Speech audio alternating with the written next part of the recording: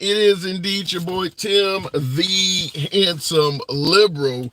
A lot making news today. I'm trying to get out my pen because I'm sure we're going to be taking notes today, but a lot has transpired since we last talked. Of course, we didn't talk over the weekend, but a hell of a lot has taken place since that period. And that is starting out. We all know that President Trump is currently making history. President Trump is currently making history as the first former president ever to be put on a criminal trial.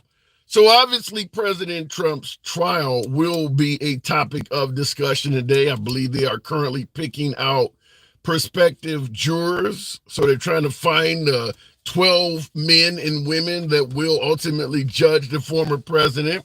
Nevertheless, that is expected to take some a few weeks. Could take a week or two to pick out enough jurors to make the case.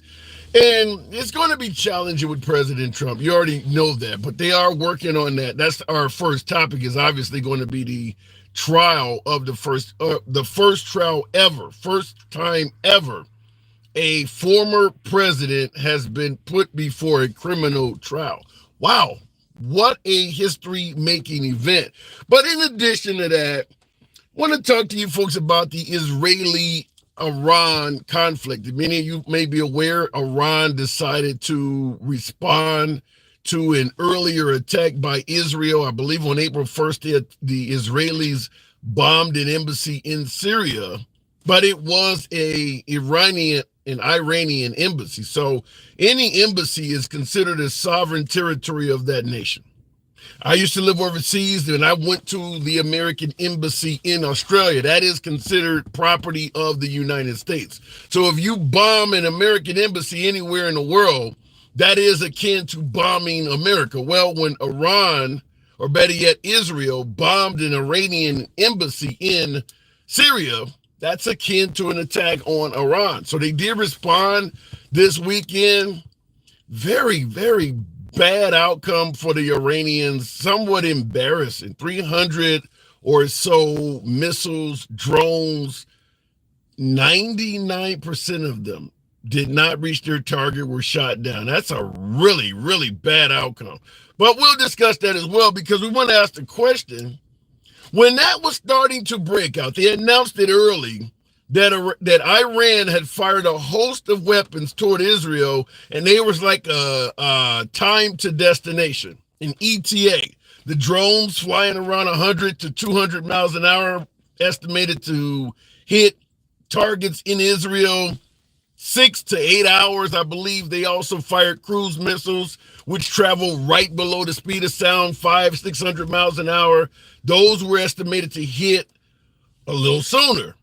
And during that time period, when they announced that all this was on the way to Israel, we knew we could have a major conflict on your hands. Did you feel like President Joseph R. Biden, was the right guy to have in office? Or during that time, while we could have been on the cusp of a major outbreak, did you feel like, man, I wish Trump was in office right now? If a full-blown conflict breaks out between Iran and Israel, who do you think would be better to have as the leader of this nation while that is happening? We're going to be talking about that as well, because Israel is expected to respond to the attack by Iran that essentially did no damage in Israel, but they are expected to respond. And even though we're going to talk about who would be a better commander-in-chief during that event between Trump and Biden, you currently have Biden. So if you prefer Trump, we want to hear about what concerns you most. So discussing those two topics, the Trump trial, do you think he'll be found not guilty? Do you think he'll be found guilty? Do you even give a damn at all? It is a MAGA-friendly program. MAGA are always my preferred guest. Nevertheless, liberals are welcome as well. What do we say before every broadcast? We do not block, ban, or censor anyone for their commentary. If you disagree with anyone in the comment section, or even yours truly, no one gives a damn. The program is and always will be about free speech. So looking in the comments, Biden-Harris 2024 says Chi-Town 23. Certainly would expect Chi-Town to certainly go blue. If you say something enough and loud enough, people will begin to believe, says Mike 1973. What if you yell out loud enough that Biden won the 2020 election at a MAGA Trump rally? You think they'll believe it? You think if you yell it out enough that Trump lost at a Trump gathering, you think that'll sink in? I don't know if I agree with that totally. Going to the box to start the program off right, I would block me too. Good afternoon. Welcome to the program. Howdy. Good afternoon. How are you there? Good afternoon, sir. Second time on with you. How are you doing today? Doing good. It's a pleasure to have you back. So if there is a conflict between Israel and Iran, who do you think would be a better commander-in-chief for our country during that conflict? Well, based on a previous track record, I have to hand that one to Trump. Okay. Okay, and I hope you understand that I'm trying to be pragmatic about this here, and I honestly want what's best for everybody. Okay, now Trump is enough of a wild card that he had some folks, fairly afraid of what he would do in response to an attack on the U.S. or a U.S. ally. Trump had a pretty good track record of projecting strength. We had no new conflicts while Trump was in office. Biden, on the other hand, man, let's be honest here. Look at him on the TV. That does not look like somebody, militarily speaking, that I'm going to have a fear-based deterrence with, okay? If I'm the Ayatollah, I'm looking at Joe Biden, and I'm thinking to myself, I can get one over on this guy. He doesn't even know where the heck he is most of the time. Well, but here's the counter argument that you have to discuss is that you're suggesting that Biden looks fairly weak on television, but Biden, or better yet, America, under the direction of Biden, shot down a hell of a lot of the Iranian missiles that were coming here. So does he not get any credit for that? Oh, no, he most certainly does get credit for that. As a matter of fact, our armed forces get credit for that, because if it were not for the experience and professionalism of the men and women manning those weapon systems, it wouldn't have happened. Well, but if you're going to say, you're suggesting that people would have had more of a fear for President Trump because he projected strength. Based on what you're saying, the armed forces should get credit for that. He can't do it by himself, right? No, and if I had been allowed to finish the statement, President Biden definitely does get credit for ordering our men and women to go ahead and employ that expertise. Now, that expertise does not get employed absent an order from the commander-in-chief or an action by Congress. Okay, so there's really actually a couple of people that you have to, a couple of groups that you have to go ahead and give props to on that one. The first would be the President of the United States. The next one would be the current Congress that we have, because it takes an act of Congress to employ the United States military. And the next would be the United States military. Okay. So based on what you're saying, then Biden gets credit along with Congress and the military, but you do believe Biden did a good job this weekend? Insofar as ordering our forces to go ahead and defend Israel, yes. Okay, so he didn't. Actually, I think he did a good job with that. However, I don't think that job would have had to have been done if Biden looked a little bit stronger on the world stage and if people were more afraid of a U.S. response. So let's see. And by the way, Gen Xer, thank you for the compliment. Gen Xer on YouTube, love that shirt. Makes me want a pina colada. Thank you, appreciate that, Gen X on YouTube. So then, if you're saying that Trump would have been better off, are you suggesting that after Israel bombed the embassy in Syria, the Iranian embassy in Syria, Iran would have not responded at all? I don't. That's a tricky one right there. I think the Ayatollah would have had to have leveled some type of a response somewhere, or he's going to lose face. Right. But at the same time, I think Trump may have been able to talk Netanyahu down a little bit, and I don't know. See, I don't really think that strike on the embassy would have been as likely or would have happened had Trump been in office. Because I don't know, man. So you believe that President Trump would have negotiated better? So you believe that President Trump can actually do a better job at dictating how Netanyahu handles the defense of Israel? I think President Trump would have done a better job of influencing how Netanyahu responded. I don't think President Trump would be able to flat out dictate how Netanyahu responds. Nobody can. Okay. I mean, Netanyahu is the president.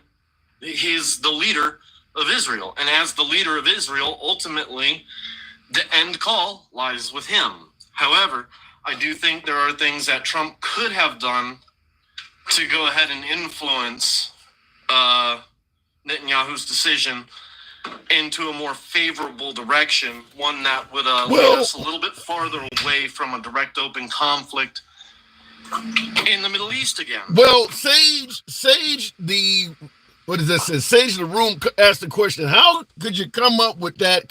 How did you come to that conclusion that Trump would be able to get folks to fear him, or as you say, the bombing of Syria with Netanyahu might have not happened? What leads you to that conclusion? Just basically the fact that there were no new conflicts while Trump was in office. That's number one. Okay, that's the number one thing I'm looking at.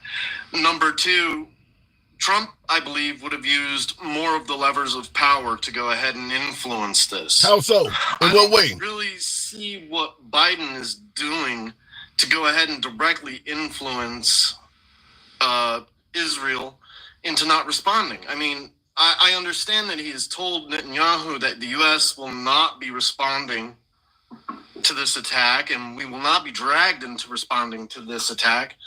But, I mean, Israel is a NATO country, and Israel can invoke Article 5 of the United Nations treaties and actually drag us in there.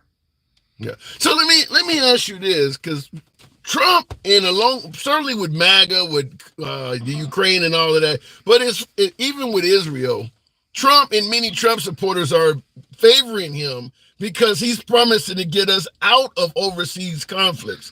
Do you believe, based on what you're saying, you believe he would not get us out of it? He would have been right in the middle of it, at least trying to negotiate. Well, see, that's the thing. There's a difference between helping to negotiate an end to aggression and being dragged into open aggression and being dragged into mountainous deficit. Now, I said that to say this. I do believe that we do need to help Ukraine, and I am a Trump supporter, okay? But what's good for Ukraine is ultimately going to wind up being what's good for us, and that's where I diverge from what Trump is saying here, because if in Ukraine, Russia is allowed to prosper and is allowed to keep the territory that they have illegally annexed, then that just gives Russia impetus to go ahead and do it again. Why do you think Trump is more favorable of basically letting Russia have Ukraine as they be? Why do you think Trump's opinion differs from yours? He doesn't obviously want to do anything for Ukraine at all. See, that's one I haven't been able to figure out, because, I mean, strategically speaking, you do not want Russia to prosper on this, at least insofar as I can see here. Because if Russia prospers on this, then what's next? Is it a strike on a NATO country? Is there any chance? Is there any chance that Trump detractors suggesting that Trump is in bed with Putin or has some kind of backdoor deal with Putin? Any chance that might be valid? See, I don't really think so.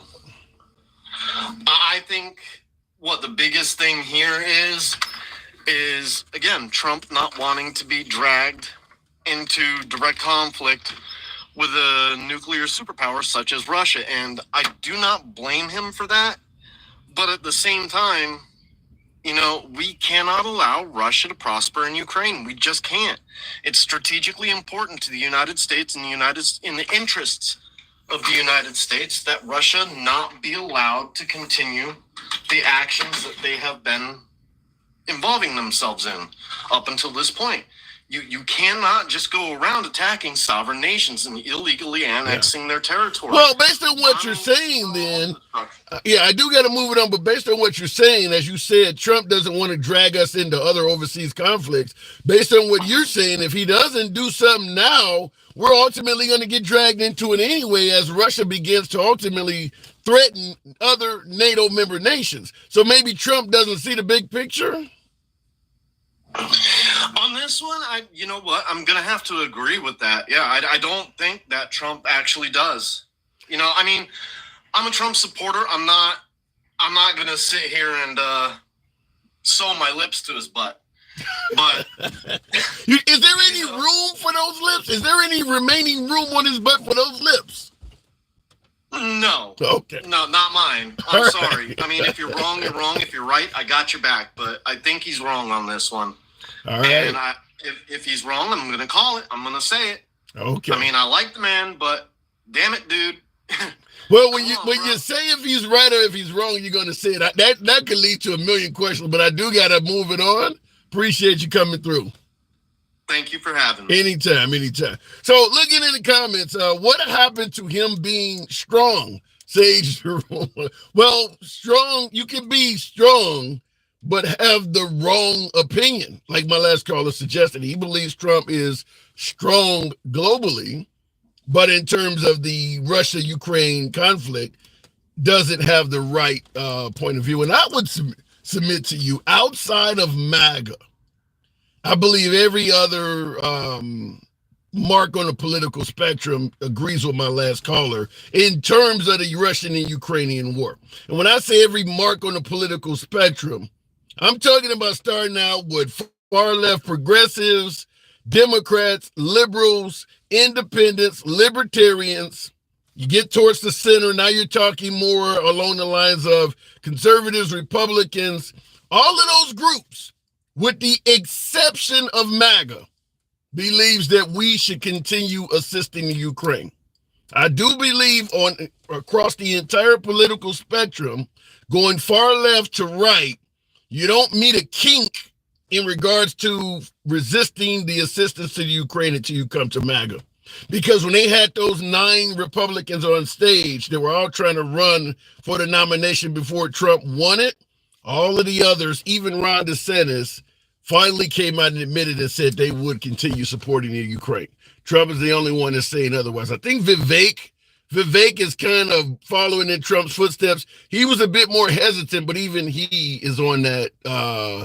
He's on that same playing field. So looking in the comments, every food you eat has poison. Every pill you take has poison. Sam Hubbard, how the hell are you still alive? Are you suggesting you've never eaten or taken a pill in your entire life? If it's all poison. Let me go back to the box. Where's Palestine? There's no such place. You mean Gaza. Carlos, if you get yourself an older map from, say, the 1940s or so, the National Geographic maps at the time, they actually said Palestine on them. They didn't call it Israel back then. So just let you know, that land used to be called Palestine in its entirety. Israel essentially took over that land, and there you go. Looking in the comment section, would you rather send our boys to Poland? Well, before I go back to the box, like I was talking about with the last caller, I personally believe, and my last caller does too, even though we're on opposite sides of the political spectrum, we both believe that Russia is a problem you either have to deal with now or you're going to deal with them later. Other than MAGA, all the other groups believe that Russia will continue on beyond the Ukraine. MAGA is literally the only group that believes that Putin will stop at the Ukraine. If MAGA is true, so be it. But if they're incorrect, then basically you're kicking the can down the road. Eventually, you're going to have to get involved. As he mentioned, Article 5, and before you know it, they're dealing with a NATO member state. Going back to the box, Moo, the Tuxedo Cat, good afternoon, Moo. Folks were calling out for you on Friday. President Trump is now on trial, breaking history, making history first former president ever to be criminally tried. What say you, Moo? I love it, man. I think it's great that they're holding him accountable. I hope he gets thrown in jail, although I know that's not going to happen. But, one can always wish, right? I hope they hit him as hard as they can with as much charges as they possibly can. But they're going to heavy a punishment as possible. But if you're hitting him with a bunch of charges, folks are going to suggest you're only doing that because you're afraid that he may become president again and expose corruption. You have to understand something. I don't care what people say. The dude committed a bunch of crimes that he needs to be held accountable for. I don't give a fuck. And that's MAGA people that are saying that. I don't give a fuck about what MAGA people say. What they say is irrelevant. They're obsolete. Well, MAGA is not the only one saying, though, that they're overcharging Trump. And, basically it does look like they're just simply doing this out of political. So name someone who's not a hard right-wing person who's saying that. Chris Cuomo, Geraldo Rivera said it. I don't see Bill O'Reilly as being hardcore MAGA. My dude, he was on CNN. They're all Republicans on there. What are you talking about, my dude? Wait, hold on. You see Chris Cuomo, brother of Andrew Cuomo, the former liberal governor of New York. You see him as a Republican? Yeah, the one who did all the harassment, right? Both of them did harassment, right? No, not They're Republicans, my dude. No, there's no way in hell. Yeah. The Cuomo family of New York, Republicans. I told you already before, there are no liberals in corporate media. There haven't been liberals in corporate media for years. The vast majority of people on CNN and NBC are former Republicans. So what is Rachel Maddow? Rachel Maddow is a liberal. Okay. I said the vast majority of people on MSNBC and CNN are former Republicans, and they are. Don Lemon? Don Lemon got let go because he wasn't right-wing enough, my dude. So you believe Don Lemon is what, a liberal? Or, you're really confusing me here. He's a conservative left-wing person, but he's kind of like riding that line a little less than you, actually. I'd say he's probably a little less to the left than you. I think this is the first time where a lot of my left-leaning audience is going to disagree with you. You believe Don Lemon? My dude, look at who the people on your news stations are sponsored by, and that's who they're working for. If you think people financed by Rupert Murdoch are leftists, you're fucking out of your mind. I don't care if you're a liberal or a Republican. Go look at where they're getting their money from. And if you think those people are on the left, you're fucking crazy. Yeah, I gotta say, I feel the same way when you suggest that the Cuomo family are Republicans. I've never heard that before in my life. Wow. Really, Chris? Would they vote for a tax cut for the middle class? You think they would do that? Wait. You can be a Democrat and not follow the line. There could be some Republican ideals. Do they believe in a higher minimum wage? Do they believe in that? Does Chris Cuomo believe in a higher minimum wage? That I don't know. No. That I don't know. Okay, so they're not left-wing. They're not leftist at all. They're like center and to the right, especially Joe Scarborough, right? He's a Republican like fucking crazy, dude, okay? Okay. And they almost hired like one of Trump's old people on MSNBC. They had to let her go because she was too fucking loony even for them. So they hire Republicans, my dude. They are not left-wing. If you people in the chat are watching MSNBC or CNN and you think that they're left-wing, you are bigly mistaken. So MSNBC is full of Republicans. Yeah, it's full of Republicans, my dude. Full of them. I'm just going to say this. Absolutely. I'm just going to say this because they hire ex-Republicans all the time. I'm just going to say this because you and I, like I said, I consider myself left. You obviously are much further left than me. I believe you're far enough left that everybody you see is to the right of you. My dude, every time someone on the left comes on MSNBC and they're not a corporatist, right? They get cut off, they get talked over, or they get no airtime at all. Look at how poorly they treated Bernie Sanders. And he was more left than anybody that was running before. They barely gave him any airtime. They would shut him down on all of his policies. They would barely let him talk. These news stations you're talking about, they're not left-wing, my dude. I could not disagree with you. Wow. I think in the comments, how many of you folks out there believe that MSNBC is a Republican network? I mean, the Republicans don't believe they're part of them. Well, the Republicans don't believe in science, my dude. What are you going to do with that?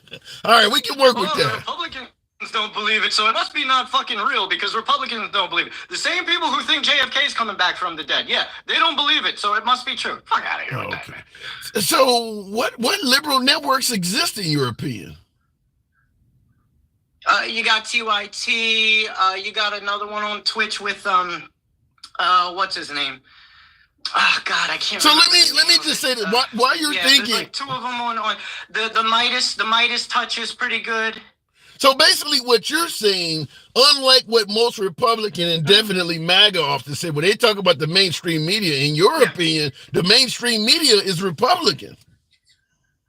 Yes, the mainstream media is conservative, my dude. They are, the corporate media is just that, my dude. They are corporate. They are for big business. They are for tax cuts for the rich. That is the entire Republican Party's mantra, is tax cuts for the rich, my dude.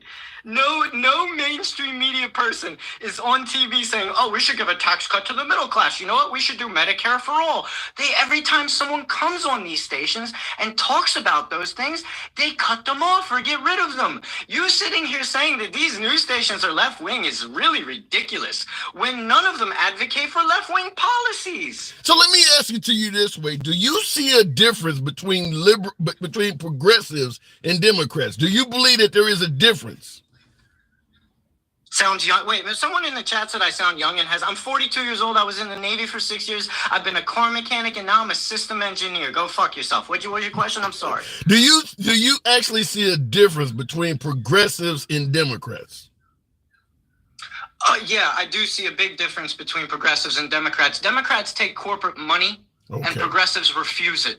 Right? All right. So why can't some of these folks you're calling Republicans be Democrats?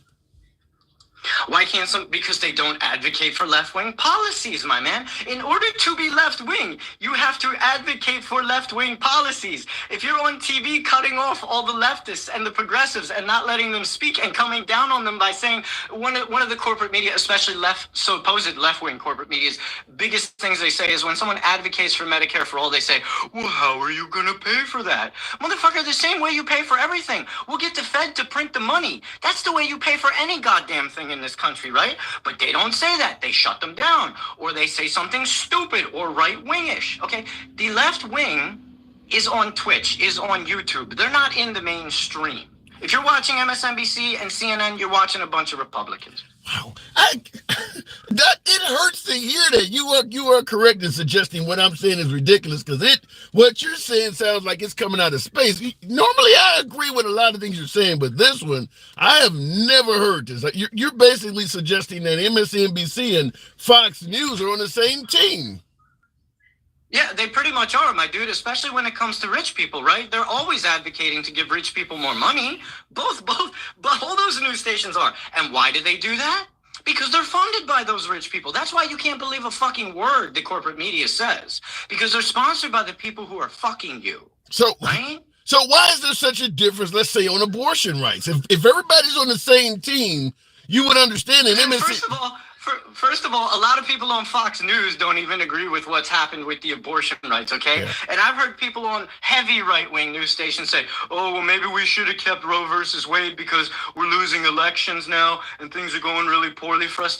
So, that's on both sides that people are realizing that they made a huge fucking mistake. That's not just on the left. Yeah, but wait, hold on a second. Here's the difference, though. People on the left were against rolling back Roe v. Wade from day one. People on the right are only against it because they think it may put their political power in jeopardy. They're fine on the right with rolling back Roe v. Wade. They don't feel bad it got rolled back. They're feeling bad they may have their... Not anymore. They were. What? So you think there are Republicans out there that don't support abortion? You think that there are you don't think that there are a bunch of Republicans out there who got their mistresses pregnant and then went and had them get an abortion? You don't think that's ever happened? No, I believe that. Those motherfuckers are in favor of abortion, right? Yeah, but the party itself is pro-life. Okay. You don't think that's true either? Bro, again, what you say and what you do are two different things, my man. Okay, what you say and what you do are two different things. All right. Well, I've never had us differ as much as today, but you know how the program runs. That happens. Appreciate you coming on, Moo. I do got to move it on. I was actually hoping to talk about Israel and Trump with you, but just one thing real quick. Real quick, go ahead. Anybody out there who thinks that Trump is going to solve the Israel problem, Trump's biggest donor is Miriam Adelson. She's a Zionist. He gave her the Presidential Medal of Freedom. So if you think that Trump is taking millions of dollars from Miriam Adelson, a Israeli Zionist, and you think he's going to end the war in Israel, when Trump already called for a final solution for the Palestinians, he said, finish that. And he's tweeted out a bunch of shit on Truth and other stations asking for the ending of the Palestinians. So Trump not only doesn't want to end the war, he wants to commit a Holocaust. He wants to go above genocide. He wants to do a full-on Holocaust. That's where Trump's at. Now that you're not going to get much disagreement from me on, because he did say he would say finish them. That is something Trump did say. So I don't have much disagreement on that. And I said that on the program before to those who are voting no contest or whatever in Michigan and Minnesota because they didn't like Biden.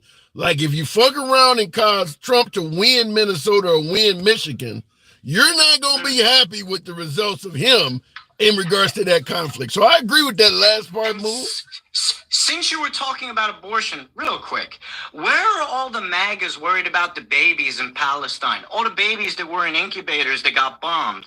All the pregnant women who starved to death? Where are you guys at, man? I thought you wanted to help the children. Save the children, right? Where the fuck are you now? Well, their phrase is you're all full of shit, man. Their phrase is America first. So they're worried about American children first. Move. Oh, okay, so white babies first. Got you. That's what that means. So they're not white babies, so we don't care about them. I got you. That's what that means. Yikes. All right, Moo.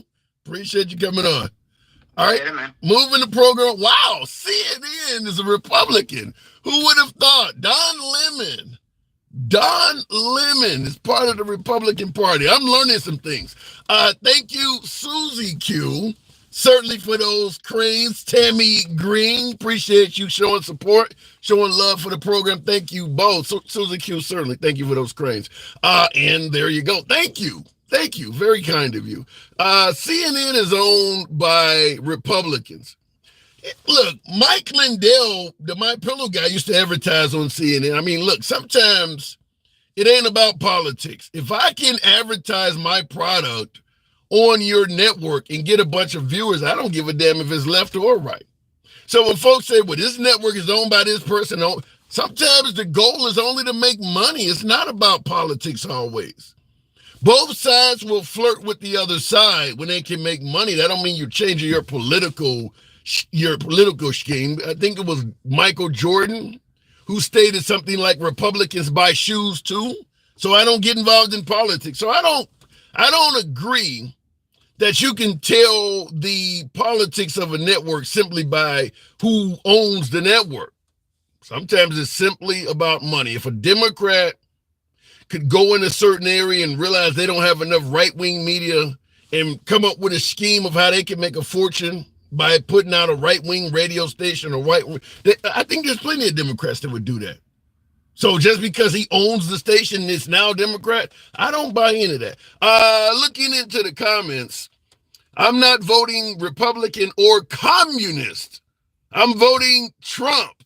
So Trump is not a Republican and he's not a communist. Yikes. Now, you understand there are other words like dictator and Marxist that exist out there too that may be push back on you. You don't remember when Tucker Carlson was on CNN? Andy, yes, I do. He got fired. But I don't let me just say it this way. I don't see CNN and Fox, or better, I gave him kind of the cable news extremes. He basically was suggesting that Fox News and MSNBC are on the same side. Wow. Did I really get that wrong, folks? You guys believe that? Fox News and MSNBC are on the same side. Going straight to the friend of the program, Andy. Good afternoon, Andy. I find it humorous to hear that conversation because do y'all not remember when Dominion had that case and they got a good look at what Tucker's text messages said? Yeah.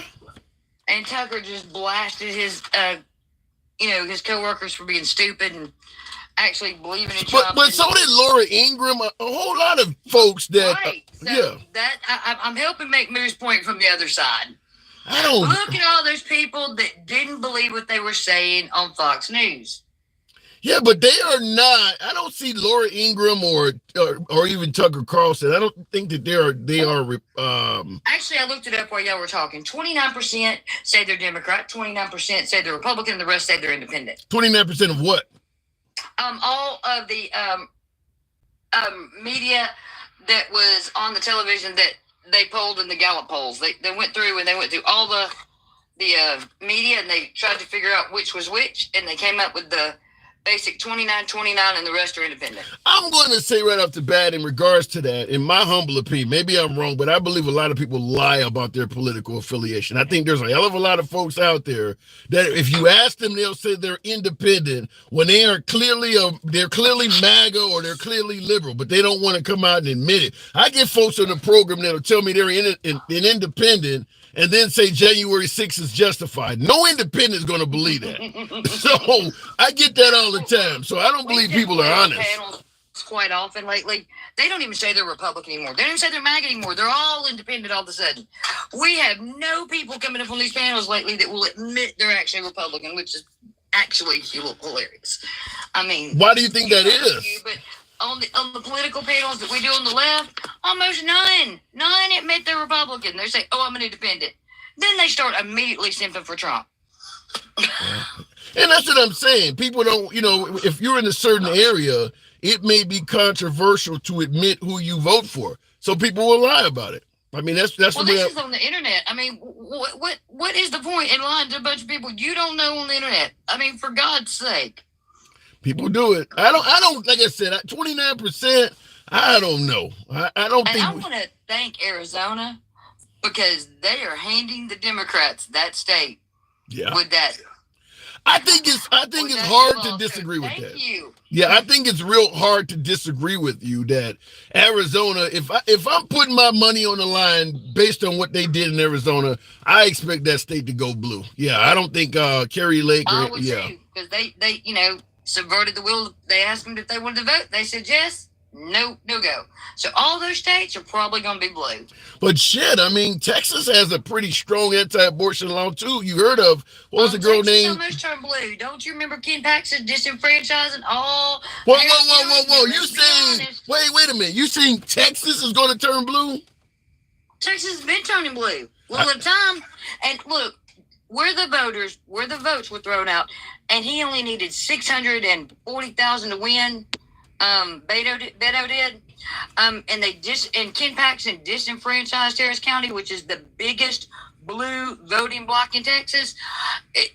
And then he paid the judge. I mean, it's like, please don't insult me and tell me that with any brain you think that wasn't a hit job. But let me make, because I see a lot of folks in the comments agree with you somewhere, but let me make sure I get clarity. Is Texas turning, which is in the present tense, turning blue, which means it'll be purple this November, or do you think it's going to be blue in November? I think it may be blue. Women are pissed off. Really? Texas is investigating women for a miscarriage. You criminalize miscarriages in women, which is 15 to 20% of all pregnancies have a 15 to 20% chance of miscarriage. You cannot expect women not to come for you, Tim. That's ridiculous for you to think otherwise. You cannot criminalize pregnancy because we're not talking about the women who are trying to get an abortion.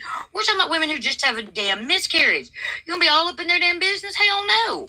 Well, I'm telling you, you're in Alabama down there, and there's a lot of women in your state that keep voting red. Even in the comments, Raptor says... really? Because the last election we had in this state went blue. We hadn't had an election. But it wasn't a statewide. Yeah, but it wasn't a statewide election. Oh no, but it's when the first district that flipped that got an election went blue, in a place that had never been blue. Tim, never. Are you believing that Alabama is at risk of changing? If you had seen the commercial, you'd say yes, because the woman sat there and said, "I could get medical care when I had my miscarriage," and the woman sitting beside her was a Republican woman saying she had to drive 10 hours to get medical care for her problem from having a damn miscarriage. not going to get an abortion a miscarriage. Well, Leo Swan in the comments said it might be blue because a slot of Cali people went there. So I'm assuming you do believe that Alabama will remain red. You don't think Alabama's going to change? I don't know, because 44% of who all voted last time voted for Biden. So, because we're in the middle of the pandemic, Trump wasn't doing anything. People here, Alabama lost more people than were born. And you know what else happened in Alabama? Because we lost more people than were born. What percentage of the population do you think disappeared from the vid? Do you think it was Democrats, or do you think it was Republicans that refused to wear masks, went out in public? Well, we know who refuses to wear masks. But based on what you're saying, the governor said, "Why don't y'all go out and get vaccinated like regular folks?" Because she knew she was losing her base.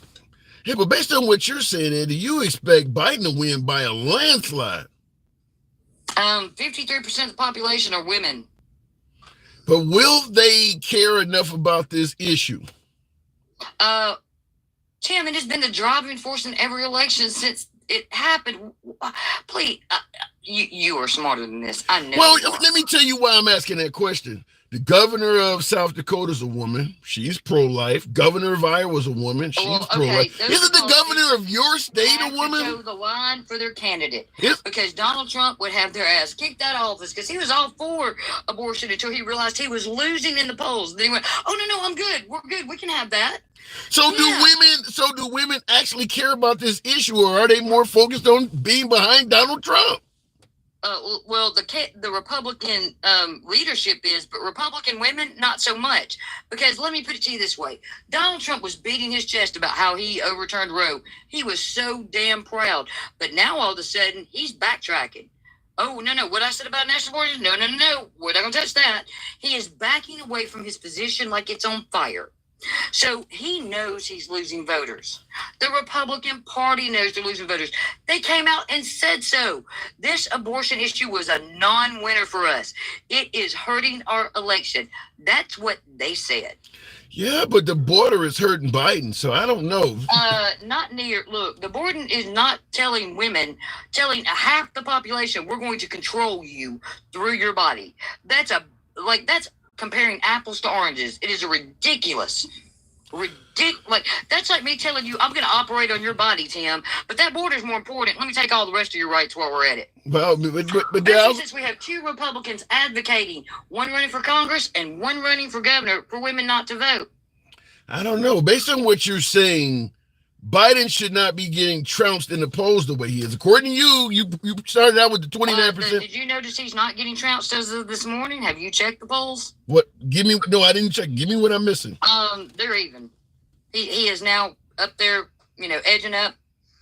All right. So, apparently, and see, he helped his thing this morning because what he said was he told Israel, if you fire on Iran, we're not helping you. You're going to do that by your damn self. Yeah, he did say that. He's not going to participate. But what about Trump? I just had a caller on before you that said Trump would be a much better president during that conflict because it wouldn't be happening if President Trump was in office. That's not true. He would just let Israel do whatever the hell they wanted because Jared Kushner and Netanyahu were friends. And he would just let the extermination of the people of Gaza happen. So it's ridiculous to think that Trump would do anything about the situation. Well, I mean, he is ineffective as all get out. Have you seen his makeup lately, Tim? He's cracking everywhere. Well, you're calling him, I do got to move it on, but you're calling him ineffective. One thing we can say about Trump, we didn't have these wars when he was in office, Andy. It wasn't happening. Oh, we didn't drop the mother of all bombs in Syria. He didn't launch more drone strikes than Obama. Stop it. We were still at war with Afghanistan. He left our allies. And he ended that. And he ended the war in Afghanistan. Biden's botched evacuation. That's not ending. That's a problem. Just like when he went over to South Korea and had his little talks and walked out and Lil Kim started firing immediately after he left. There's no difference, Tim. It's just showmanship. He's just a showman. Right. And now they see that there's no punch. He is literally being paid off by everybody. All right, I got one last question. I'm going to give you this. You can take it any way you want. You know we don't block, ban, or censor. Okay. This is coming from YouTube, from Ace Trade. Ace Trade says women really shouldn't vote. They are too damn emotional. What say you? Men caused all the wars in this country. Men basically are the most aggressive things on the planet. So no, maybe a little, kindness, a little compassion. I think, and plus we've already proven throughout history that women are much better negotiators. And I see your audience wants me off here so badly, so I'm doing a great job. The more they hate me, the better I know I'm doing. Woo! All right, Andy. Appreciate you coming through as always. Thank you. All right. Now, and by the way, oddly enough, that's not the first person by any means that has stated women should not vote.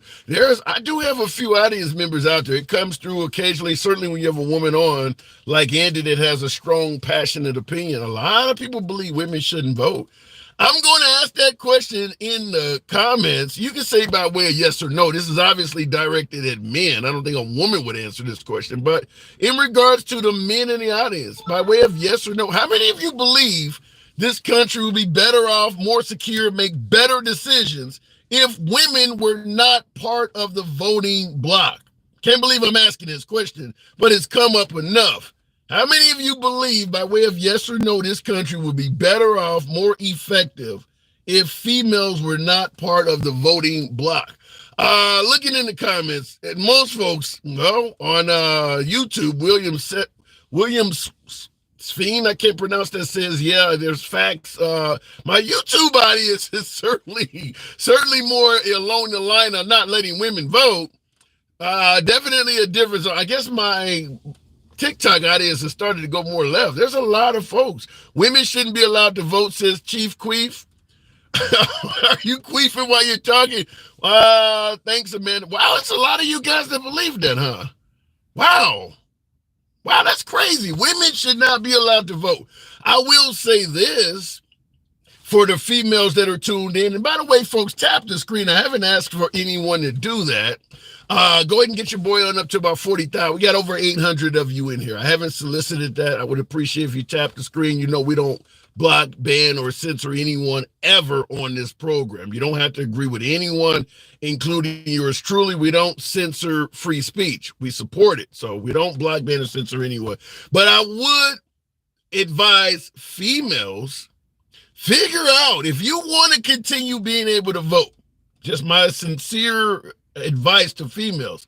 If you want to be able to vote in future elections, it behooves you, figure out who the hell don't want you to vote and vote accordingly. There is people out there that don't believe females should vote. Wow. Looking in the comments, men all in their emotions if they agree, and I don't know where the comment went. Wow. Okay. Oh, men all in their emotions if they agree to women not being able to vote. So, Brandy, you're saying that Brandy's a woman. Brandy is saying that if men don't want women to vote, men are in their emotions. I'd like to know, what do you believe they're emotional about? And Corrine says that you have to ask this question, says everything you need to know about what the right is trying. So do you believe with confidence it is the right that prefers women not vote? Just curious. I was surprised at how many folks said yeah. I was really surprised at how many folks says yes. So when folks suggest, or some women suggest, that people are out here willing to turn the clock back and take some of our rights away, there is an underlying contingent of folks that apparently do want to do it, at least for voting rights. We just saw it here. I'd say at least 10%. 10% of the folks that responded were totally in favor of taking away women's rights. Maybe a little bit more than that on YouTube. Certainly more than that on YouTube. Going to the box, wow, women can't vote. What would the country be like? I'm curious. Wow. Going to Dave Slayton. Good afternoon, Dave. We're talking about, we were talking about President Trump. I'm asking that question in regards to Trump. Do you believe he's guilty, not guilty, or is it a point of you don't even give a damn? Because we all know right now he's making history being the first president ever to be tried in criminal court. Dave Slayton, the box is not bringing him up, so we may have to move on from that particular guess. Guilty, not guilty, or you don't even give a damn. What say you, Maria? I think this is Garza or Graza. I can't believe I did have to ask that question there, Kareem. Maria, good afternoon. Maria, she came and went. I'm having a little bit of trouble with the box again. We'll try it one more time. I don't know what's going on here, but this happens with Joe and Ross. So bear with me, folks. I appreciate you guys tuning in, but I don't know what the hell is. There we go. Hey. Stick, good afternoon. What's going on, handsome? Hey, what are How you doing? I don't even know, man. I was talking to one of my guests earlier that told me the folks on CNN are Republicans. Well, I was the one that typed in CNN is owned by Republicans. They're the owner and the board owner, or whatever you want to call him, he's a Republican, a staunch Republican. Okay, but does that mean that? But does that mean the whole network or most of the anchors on the network are Republican? Well, put it this way: as soon as he took over, because I think it was sort of kind of like a buyout. As soon as he took over, Don Lemon was gone, and before that, Cuomo was gone. So I mean that should be all telling right there. Do you believe Chris Cuomo is Republican? Negative. Okay. I believe that anything that he has going on that's remotely considered Republican idea is just something that America has always had an idea of what is what when it comes down to Democrat, Republican, and or independent. Everybody has one line and one line only of basically what they're gonna do or need to do. So sometimes, like you said, they interchange. One minute a Democrat is saying, basically libertarian stuff, and then the next minute a Democrat may kind of sound in the middle. So you just never know with politics. Yeah. And that's just what it is, politics. So in regards to what Trump is going through in New York now, making history as the first former president to ever be criminally placed on trial, do you think he's guilty, not guilty, or is it a case of you don't even give a damn? The thing of it is you gotta have evidence to even be indicted, to even go to trial. So state evidence is a little bit different from federal, because the feds do not like to go to trial half-assed. They like to go in and they like to win. Okay. That's why most of their things are so hot. But other than that, how are you saying he's guilty? So you're saying he's guilty? I believe, I really do. I hope he gets his due process. I hope they go through everything they have to go through to prove that he's guilty. I really do. I hope he gets everything. Like, everybody's complaining of it's a two-tier justice system. Right. We've been know that. Donald Trump told you that when he went up against Hillary Clinton in the debates. Yeah, I know it's a dual system because I play both. I play it.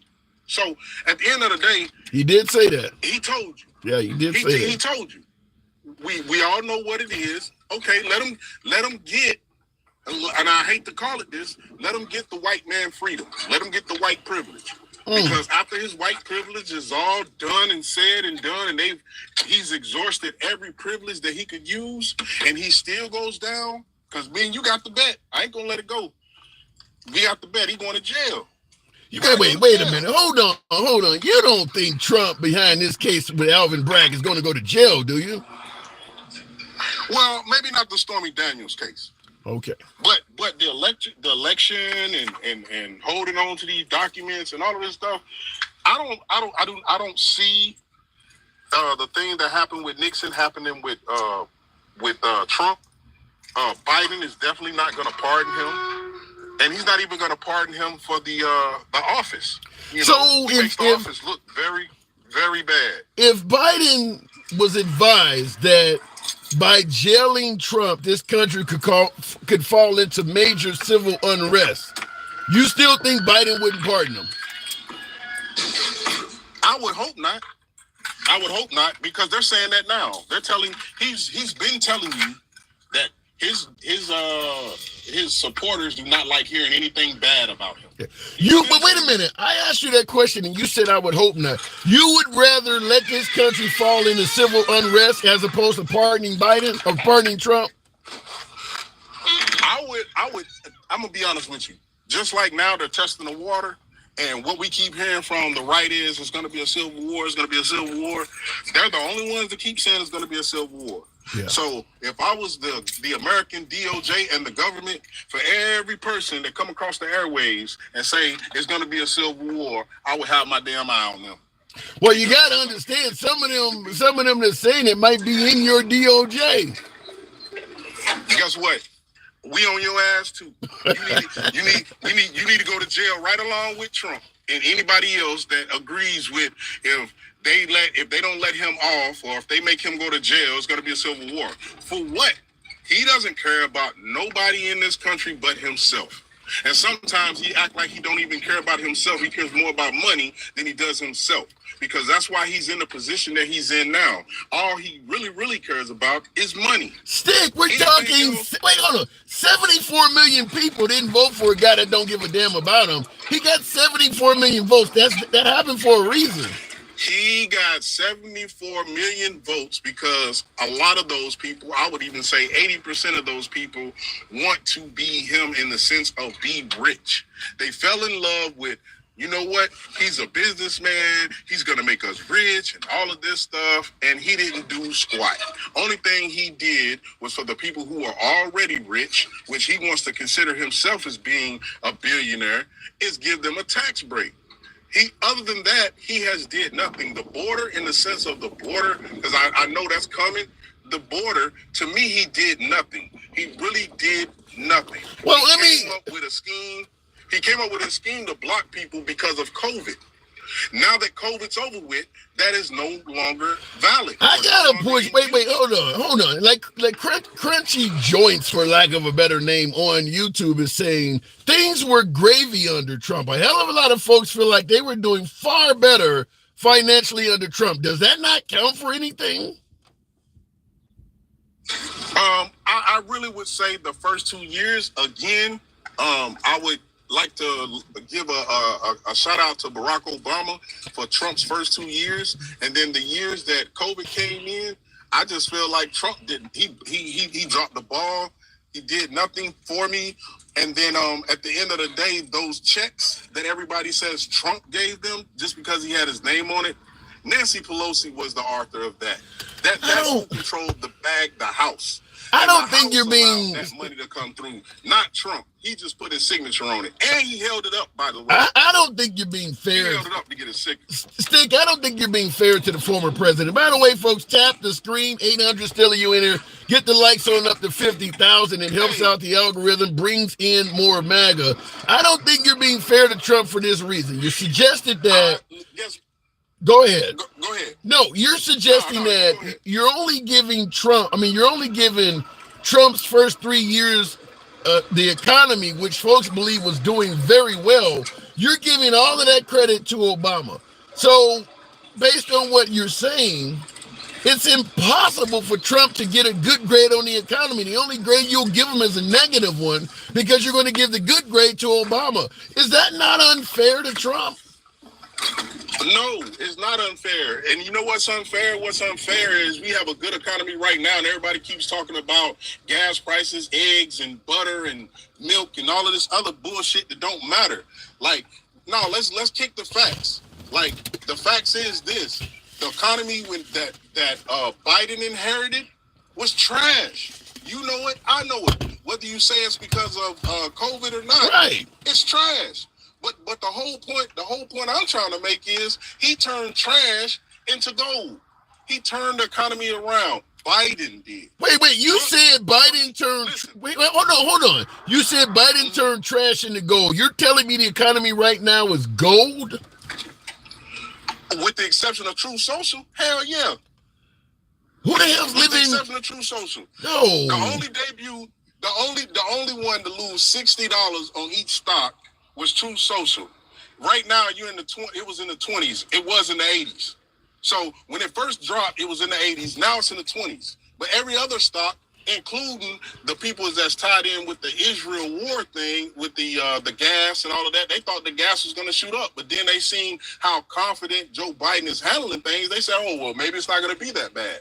So where they thought it was going to be an all-time low, It's switched up because they see how he's handling things.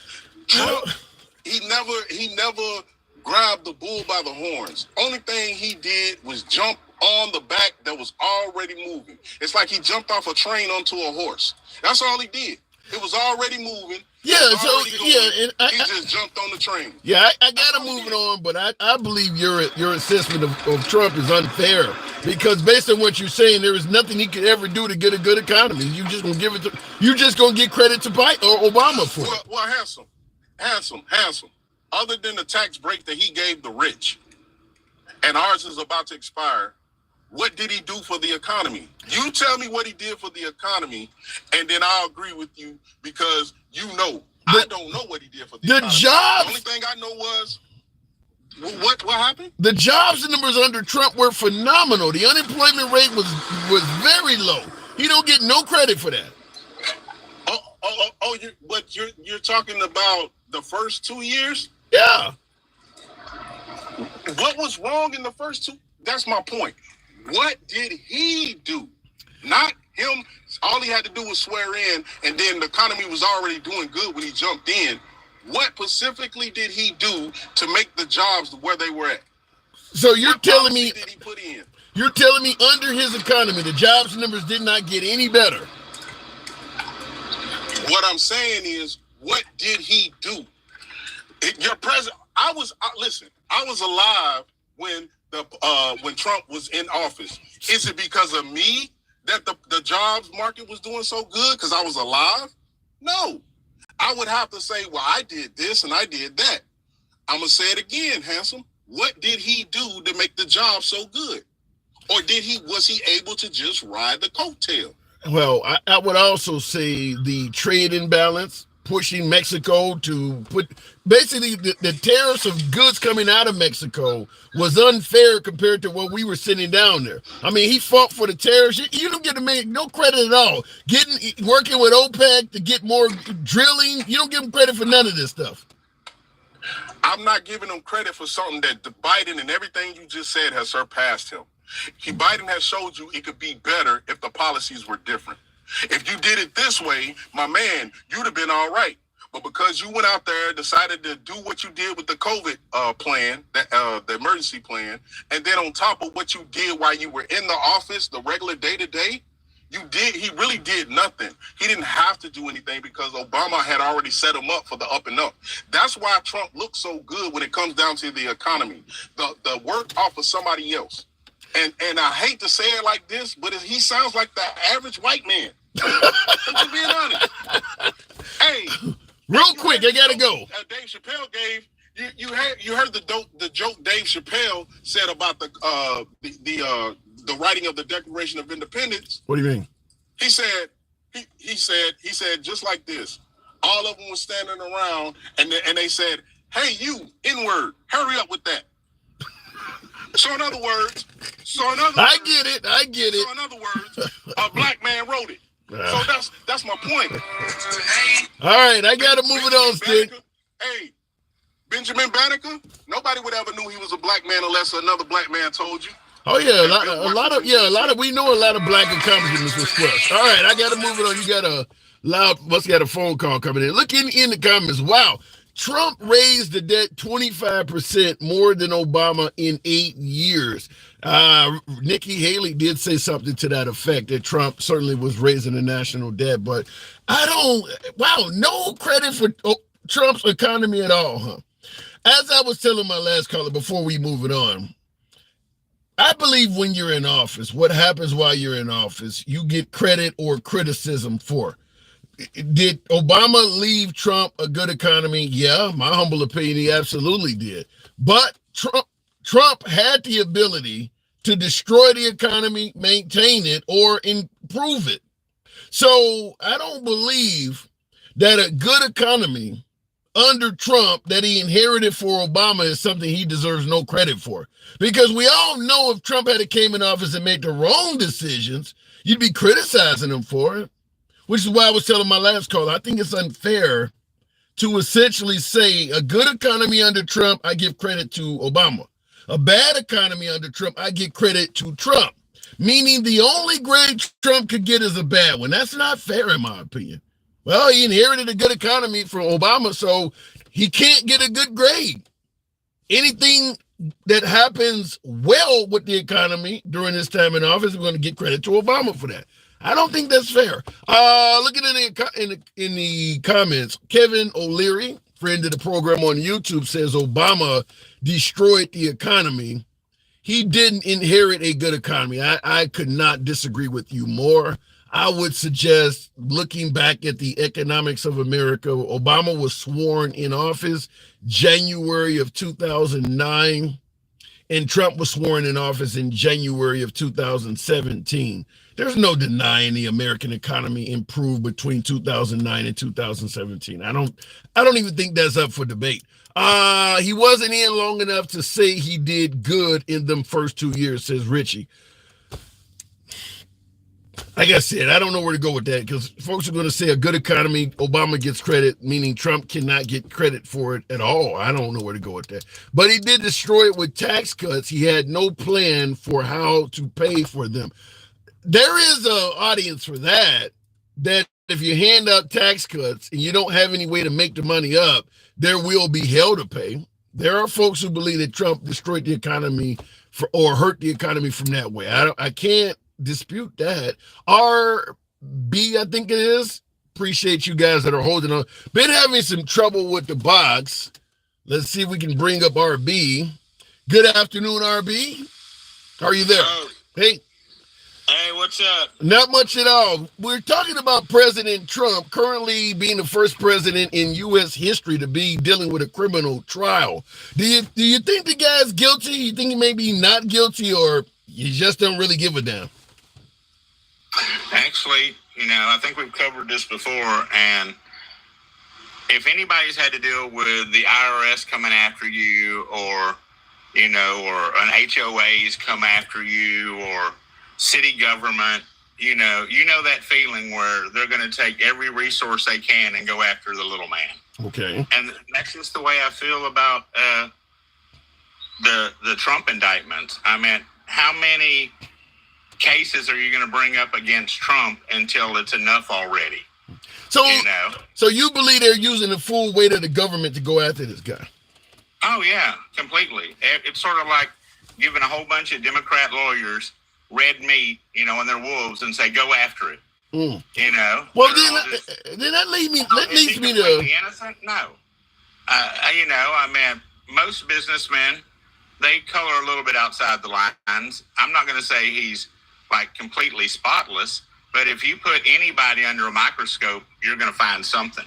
So then let me ask you this, because I've been wondering this, and I haven't brought this up on the program yet, but I want to get your opinion. Tap the screen, folks. Get me on up to 55,000. There's over 900 of you in here. Let your thumbs not be lazy. Helps out the algorithm, so I got to keep soliciting a lot of lazy thumbs. YouTubers, feel free to smash that like button. By the way, folks, if you enjoy civilized dialogue from both sides of the aisle without any concern of the host trying to block, ban, or censor you, you are in the right place. Feel free to follow the program on TikTok, subscription on YouTube, if you will. We're all about free speech here. You don't have to agree with a damn person on the show, including myself. What I want to ask you is this, RB. When you mention the IRS coming down on folks and knowing how that feels, or the full weight of the government going after President Trump, President Trump has currently, right now as we speak, paid up to $75 million in legal fees. Most of that has come from the RNC, not his own pocket. You mentioned the IRS. What I want to ask you is, how is he not having to claim that as income? If you went to court or jail and I gave you money to pay your legal fees, when you filed your taxes, you would have to claim that as income. How is he getting away with that? Well, I'm looking at it this way, is that the whole reason why they're bringing so many indictments against him is to try to completely drain him of money to keep him from running for election.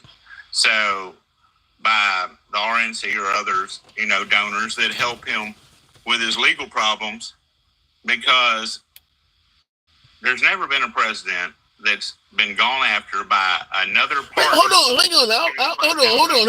on. I'll let you continue, but you're not answering that question. You're mentioning that Trump is a victim of all the government systems. I get that. I'll answer it. Yeah, why is he not having to claim all of this money on his taxes as income?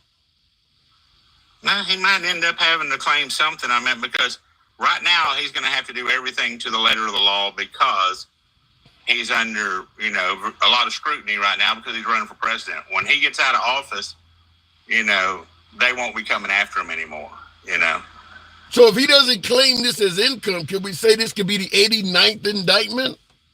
Well, hey, he'll probably end up claiming stuff. Because you can't be under this type of scrutiny without, crossing your T and dotting your I's at this point. Yeah. His legal team or accounting team is going to probably do what's right because last thing he needs is another, lawyer from New York that's a donor to the Democrat Party going after him.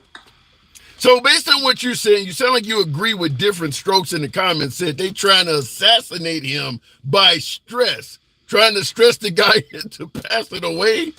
So when you say that the entire weight of the system is being placed upon Trump, but you do admit that he is likely guilty of some of this stuff. He's probably guilty of something. And that's the same way with, I'm a homeowner, and I live in a town, but if you just went through everything I've ever claimed and everything I've ever, like a full-on audit, you're going to find something. Yeah. You never know. There's whether it's on purpose or not on purpose, you're going to find something. So if you find something, should you let him get away with it because other people do it? If you actually find out that he committed a crime, should he be held accountable for it? I think that, I'm not going to go with nobody is above the law, because if that was true, Hillary would be in jail, and so would Biden and a few others. But you can't say that because they haven't been taken to court like Trump. Exactly. We have a little bit more couth, and we don't actually attack the Democrat Party when they're in the middle of an election. Then why were there so many folks on the right yelling, "Lock her up" if you don't attack? What was the purpose of that?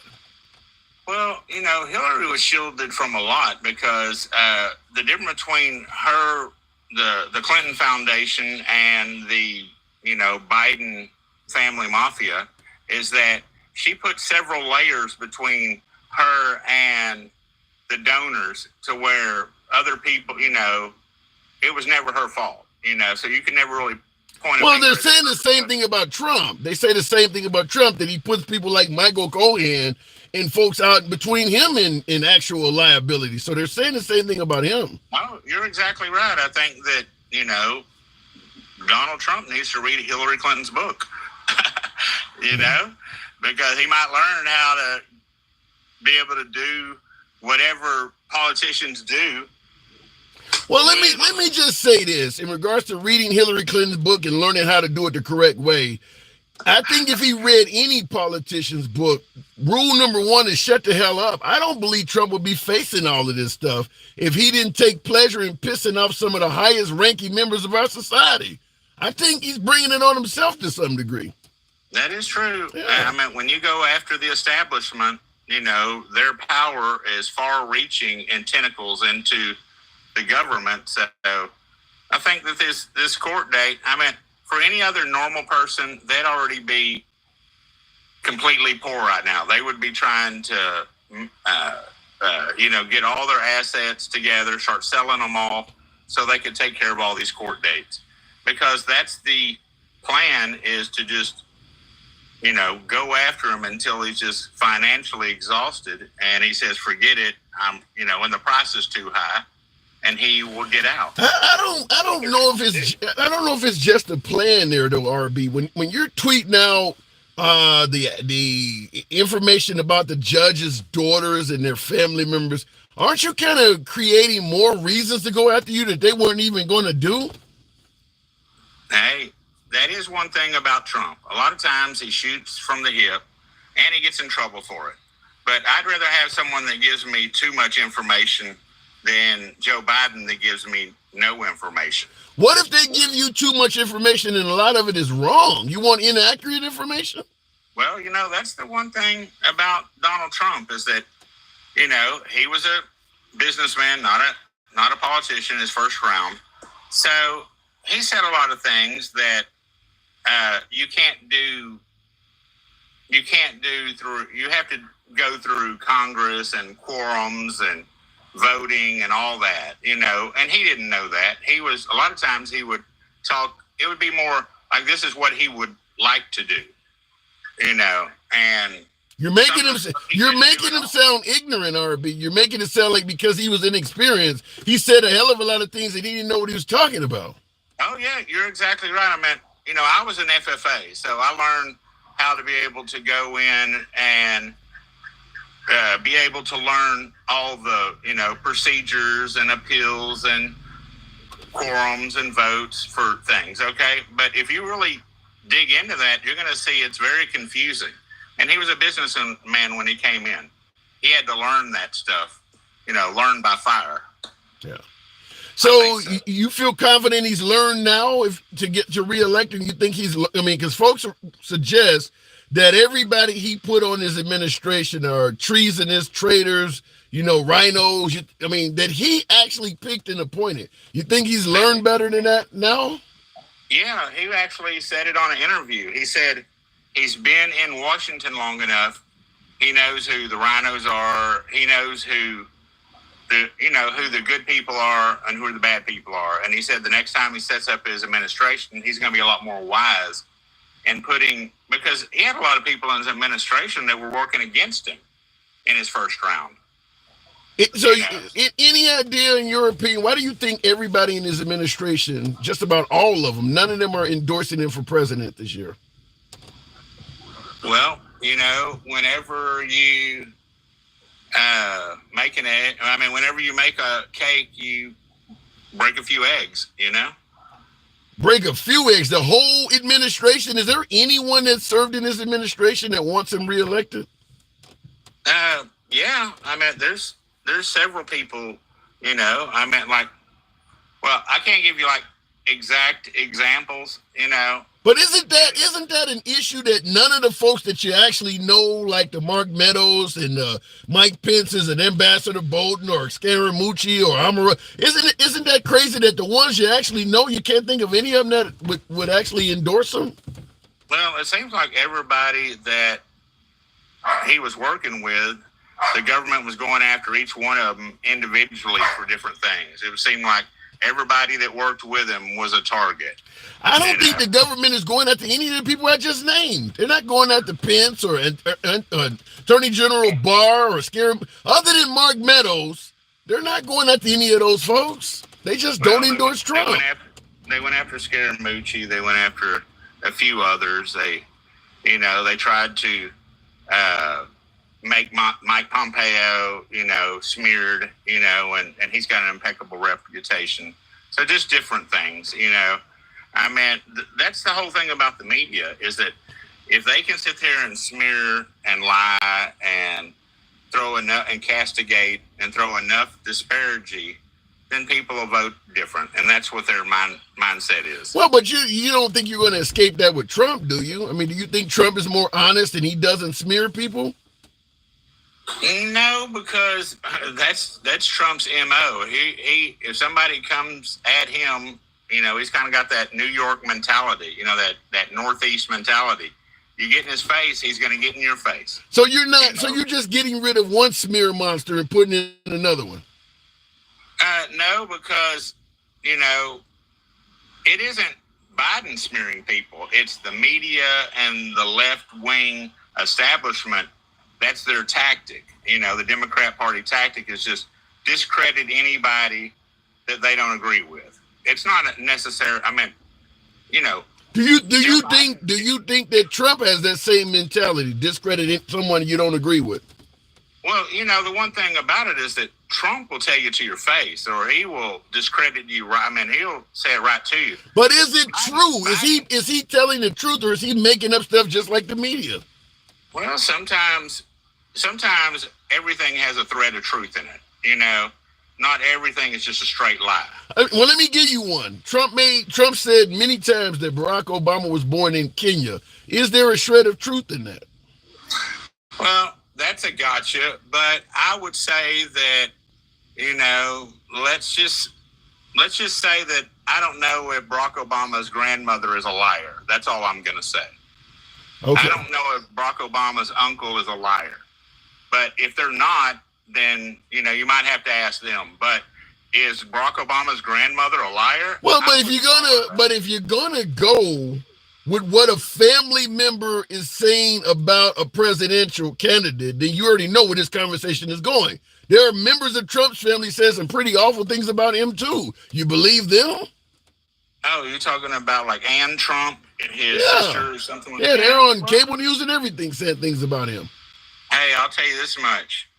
When you're rich, I've known a lot of rich people. I have a lot of rich friends, and it's tough to be normal when you're rich because there's so many people pulling your purse strings and wanting things from you, and it's hard to just be normal. So you believe it's likely that Barack Obama's relatives are telling the truth about him, but Trump's relatives are not necessarily doing so because he's rich? No, I would say that the Barack Obama part, I don't know a lot of, people who are born in Hawaii that have Connecticut birth certificates because you get your birth certificate in the region you're born in. So I'm not sure about all that. And then, there's so much sketchy stuff before he was president. You don't even get his full life and everything that was going on. You get these little media snippets of what Barack Obama was about. Unlike other candidates, you can find out anything you want about them online. You can get, from their little kids all the way up, but you just didn't get all that from Barack Obama. You got sort of like a media narrative of who Barack Obama was. But if you think that's the case, wouldn't there be more information about him growing up in Kenya if he actually was there? I mean, why isn't there why aren't they producing pictures of a young Obama in school or graduating from high school in Kenya? Yeah, well, it all has to do with, what you can sweep under the rug and what you can uncover, I mean, they probably did a great sweep job before when he was running for president. Okay, so I got to move it on, but just to get clarity, so you do believe? I really think Hillary Clinton felt very slighted by not getting that spot instead of Barack Obama. Okay, well, let me make sure I got to move it on before I get clarity. So you do believe there's a good chance Obama was born elsewhere? No, I'm not going to say that. I said I'm just saying. Where was he born in your opinion?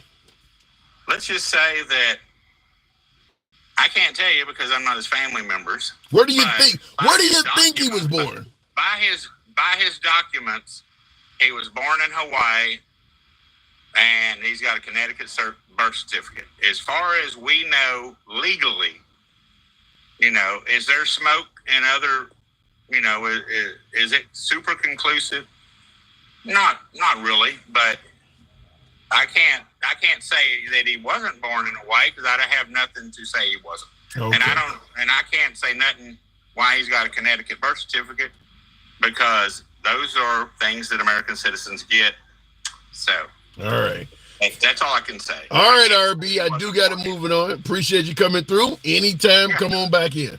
Now, I will say this. My last guest started out by talking about, with President Trump, they went through his records with a fine-tooth comb and things like that. But then we ended up with the conversation about Barack Obama, being born in Hawaii, having a Connecticut birth certificate, claims he was born in Kenya. Essentially admitting they go through everybody's damn history with a fine-tooth comb. I don't recall folks bringing up George W. Bush's, birth certificate or George H.W. I don't recall folks looking into all of that stuff. I think Obama's the first person where people were demanding he prove where he was born in. I don't recall hearing that on any former president, none of them. So, and Barack Obama was a senator. before becoming president. He was a law professor before becoming president. So he does have history in this country. But folks want to go all the way back to his origin of birth. I'm just going to say, I don't recall. It's a fair question if it was being done consistently. But I don't recall that being done on every other, like Ron DeSantis. I don't recall hearing anybody asking where he was born at. I've never heard that. So I do believe that in regards to them going through your record with a fine-tooth comb, they did a little bit more on Obama. That was an attempted hit job, in my opinion. I understand it started with Hillary Clinton, but Obama took it, or Trump rather, took it to a whole nother level. But Hillary Clinton was the first one to suggest that Barack Obama may have been born elsewhere. And by the way, when Biden and Kamala became the ticket to run against Trump, they, for a short time, began doing the birtherism on Kamala. It did come up. I'm a big fan of O'Reilly. Bill O'Reilly, he is a friend of Trump's for 30 plus years. And on his internet program now, or he was still on Fox, he left Fox in 2017 or got fired. He even stated that he told the Republican Party, this ain't gonna work a second time.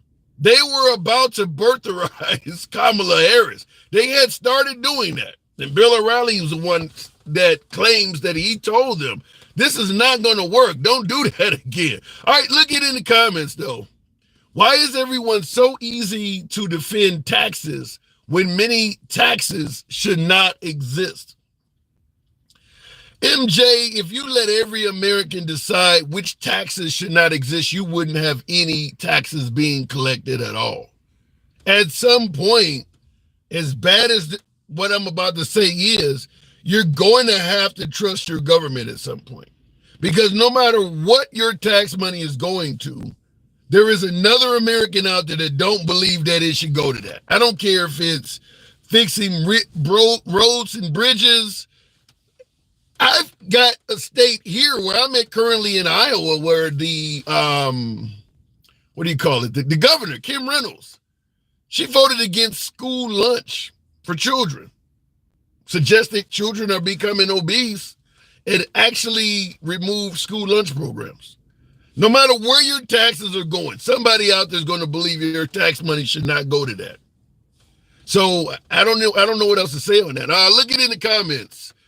Live reports from trial says Trump keeps falling asleep. Sleepy Donald, what does that say there in the comments? I don't know if it's true, but April Floyd says live reports from trial says Trump keeps falling asleep. It could be a hit job on Trump to defend Biden.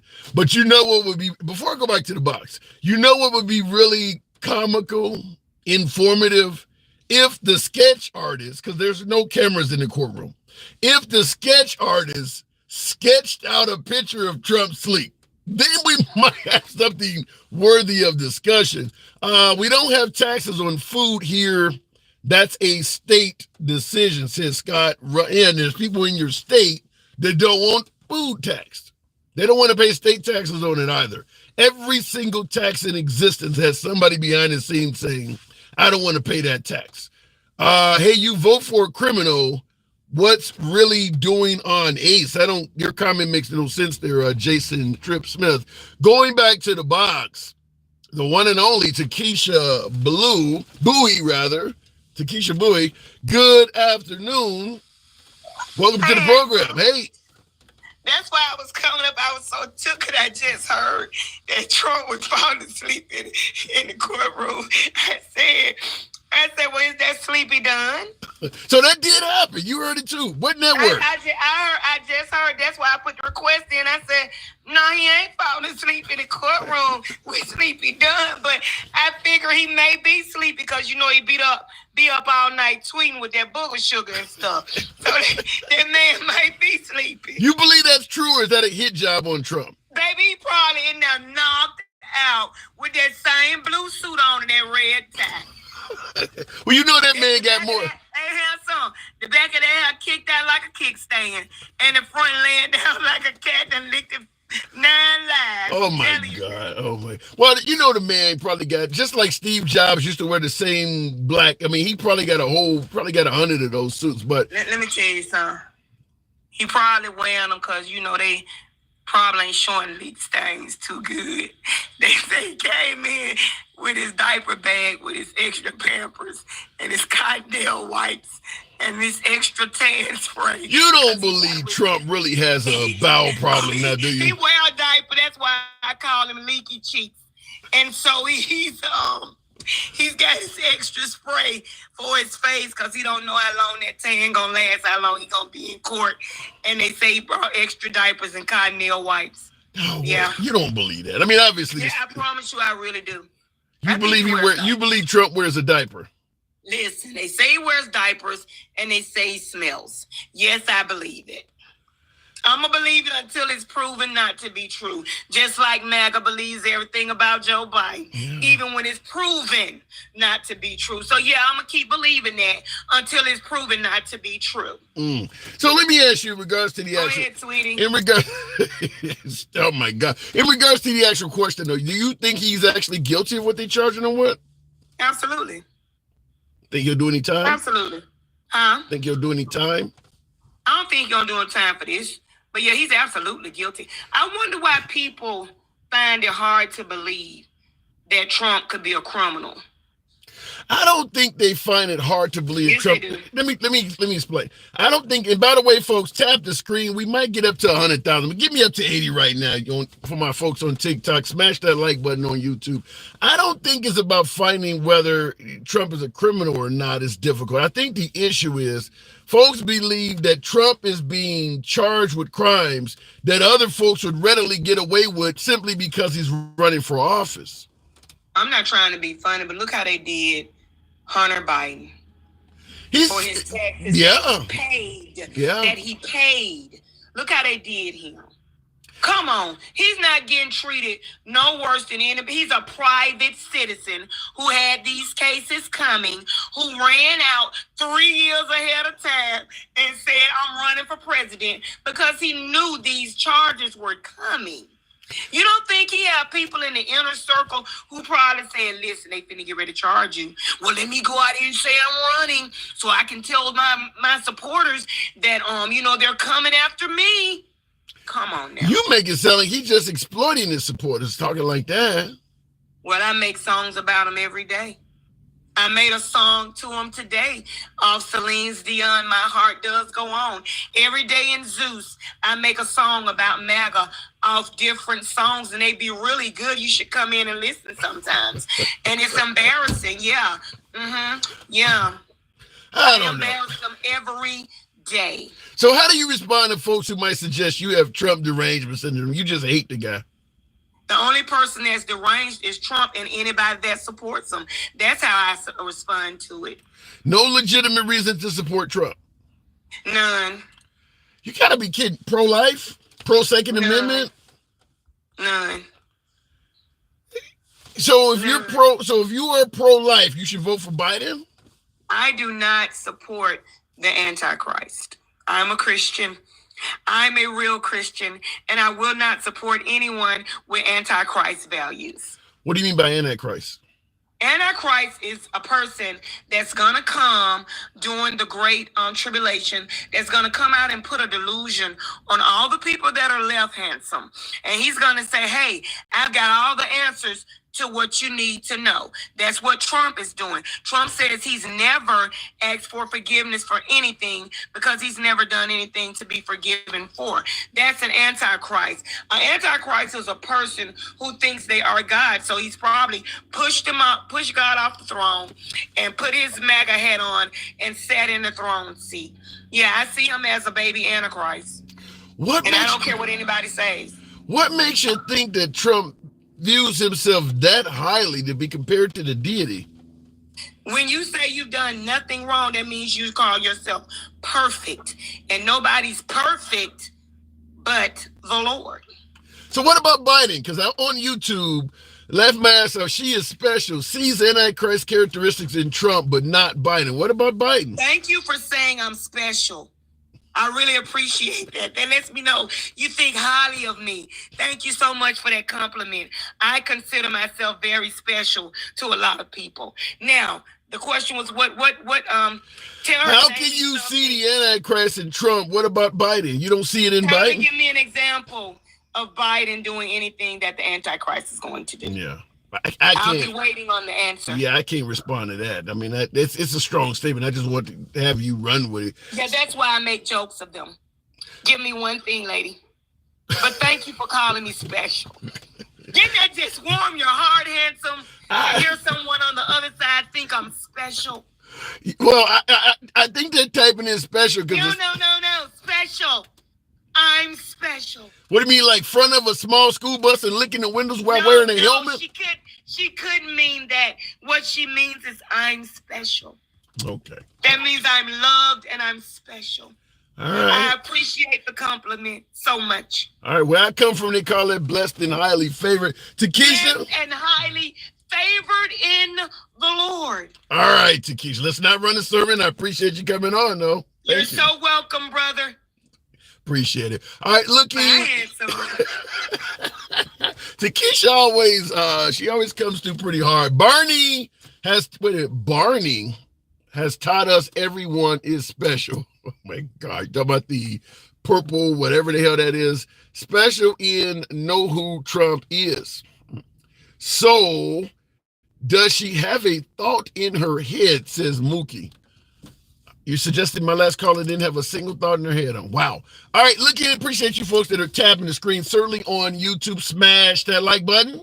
We're here Monday through Friday, 1 p.m. This is an uncensored program. It is. Always will remain MAGA friendly in its entirety. MAGA has always been my preferred guest since day one. Some reason on TikTok, we don't always get as many of them in some of the more trying times, such as now with President Trump, called him President Trial, President Trump being the first president in U.S. history to be on dealing with a criminal trial. Wow. Make America great again. Wait a minute. Make America great again and straight again, says Jay. You telling me America has too many gay people in it now? Wow. TikTok laying off the ban button for once. Well, we don't ban, block, or censor anyone here. So we definitely lay off the button here. But I will admit we can't control the TikTok or YouTube gods. So sometimes there is a little bit of banning, but it doesn't come from yours truly. I get folks on the program all the time that are highly critical of me, other folks in the comment section, and I don't mind it. I do believe in free speech. By the way, look in the comments. America needs AOC for president. That ain't gonna happen no time soon. Alexandria Ocasio-Cortez for president. DJ Julio, yeah! Thank you for the hat mustache. Yeah, the channel, it's the app itself. I don't quite get that. But going back to the box real quick. Christians don't say women will let you do anything to them if you're famous. Ouch. That's to grab them by the pussy comment, suggesting that a Christian would never say that. I guess the pushback would be, do Christians have locker room talk? I will say this real quick before I go to the box. The grab them by the you-know-what comment and the reference that is locker room talk. I've had a lot of locker room talk conversations, particularly after a good night of clubbing. Go talk to the boys, man, that was some good shit, or she did that, or man, put my ass to sleep. I don't ever remember having a locker room conversation where somebody openly admitted to basically sexual assault, basically a crime. I don't recall conversations getting that deep. So the idea that that's locker room talk, and I will say this, I've said this on numerous programs before when folks suggested that is locker room talk. Here's why I have an issue with that. If you are a billionaire, and in Trump's case, he claimed at one point to be worth $15 billion, billion with a B as in Baker. If you are worth $15 billion, I say this all the time, you don't have to lie on your dick. If I tell you, if I'm worth $15 billion and I tell you I had 30 chicks butt naked in a pool with me, damn it, they were there. You don't need to make up shit when you got endless wealth. We all know you can find chicks that will do whatever you need to do if you got endless money. The idea that a guy worth $15 billion would be lying on his dick doesn't make a lot of sense to me. Not only did he have infinite wealth, he was a decent looking guy back in the day, tall. He had his own television show. You got skyscrapers with your damn name on it. Nobody like that has to lie on their dick. I mean, literally, if he told me he pooped on somebody's chest and they ate it, I believe that. A guy with $15 billion could find a woman to do that. Could find a group of women to do that. So the idea that he's in the locker room giving out sexual exploits that are complete lies doesn't make any sense to me. You don't have to lie on your dick when you got $15 billion. I think every man and just about most of the women realize that that is true. If a guy who is worth $1 billion tells you something they were doing this weekend with women, it's true. It's not a lie. Looking in the comments, you don't understand the context. I cannot tell you how many times that phrase has came up with Trump. But let me continue on. Ace Trade says, you don't understand the context. He's talking about groupies. He's talking about what women wanted him to do because he's famous. You don't understand the context. I would say this. Vote for me, you ain't black. If you want your doctor, you can keep your doctor. Trayvon Martin could be my only child. I didn't hear anybody talking about context. All of a sudden with Trump, every damn thing he's criticized for, well, you need to hear the context. Yeah, it's a 2-second statement, but you need to hear the whole 45-minute speech to understand it. I'd never heard that before until President Trump got elected. Folks, this ain't Melania. This is Donald. English is Trump's mother tongue. Why do so many other Americans need to interpret for him? This is the only language he speaks. Why do everything he says has an ulterior meaning? That doesn't make sense. I think we can take the man in. What happened to, he's a typical New Yorker. He shoots from the hip. He says what he means. Then why the hell are you translating all the damn time? If he's speaking straight from the hip, then why can't we take him at face value? Why are you translating half of his damn statements? That doesn't make any sense, but it is humorous. It is humorous. Going back to the box, I don't want to grab him by the accept button, but we'll go ahead and bring it on. Mr. Greenland, good afternoon. Good afternoon. Hey, we got a president over here in our country that's on dealing with a criminal trial. Yes, I've been following. It's interesting to see the results. You don't think our guy could have been actually over here committing crimes, do you? I definitely do. He does. He did. Now let me ask you this: since you happen to be over in Greenland, did you hear about Iran launching an attack against Israel? Yes, I did. Okay. Now, many folks feel like America tends to lead the free world. Do you think Biden, as opposed to Trump, would be the better leader for other countries while we have basically an opening to a war? Yeah, but it's not always up to American presidents. True, but we do interfere with a hell of a lot of stuff. Yeah, and Middle East is very complicated place. It's difficult to predict how it's going to get, but no matter who is president in America, it could go wrong. Yeah, I don't disagree with that, but you guys have a different feeling about when we change president. You guys have a certain sentiment to them. Like, for instance, Greenland. Do you view Trump as any different than Biden? Definitely. We do not like Trump. We just think he's wrong for every single citizen in the world. I was told that the world respected us more when Trump was president. No, that's wrong. That's I think a lie from someone who wished it to be true. What problems do you have with? Why do folks in Greenland like yourself? What problems do you have with Trump? In Greenland, we have a law that the news are not allowed to lie, and the news are not allowed to have opinion. So in American news, you have a lot of opinion shows, and I think that's basis for lying to all people. So how would you respond? Like in the comments, Spanish Pappy says people in Greenland don't even know about Trump. How would you respond to somebody who say, folks like yourself, you don't know nothing about the guy? Oh, that's it. That's even funny because we follow the news. We follow the whole world. Our news is about more the world than our own country.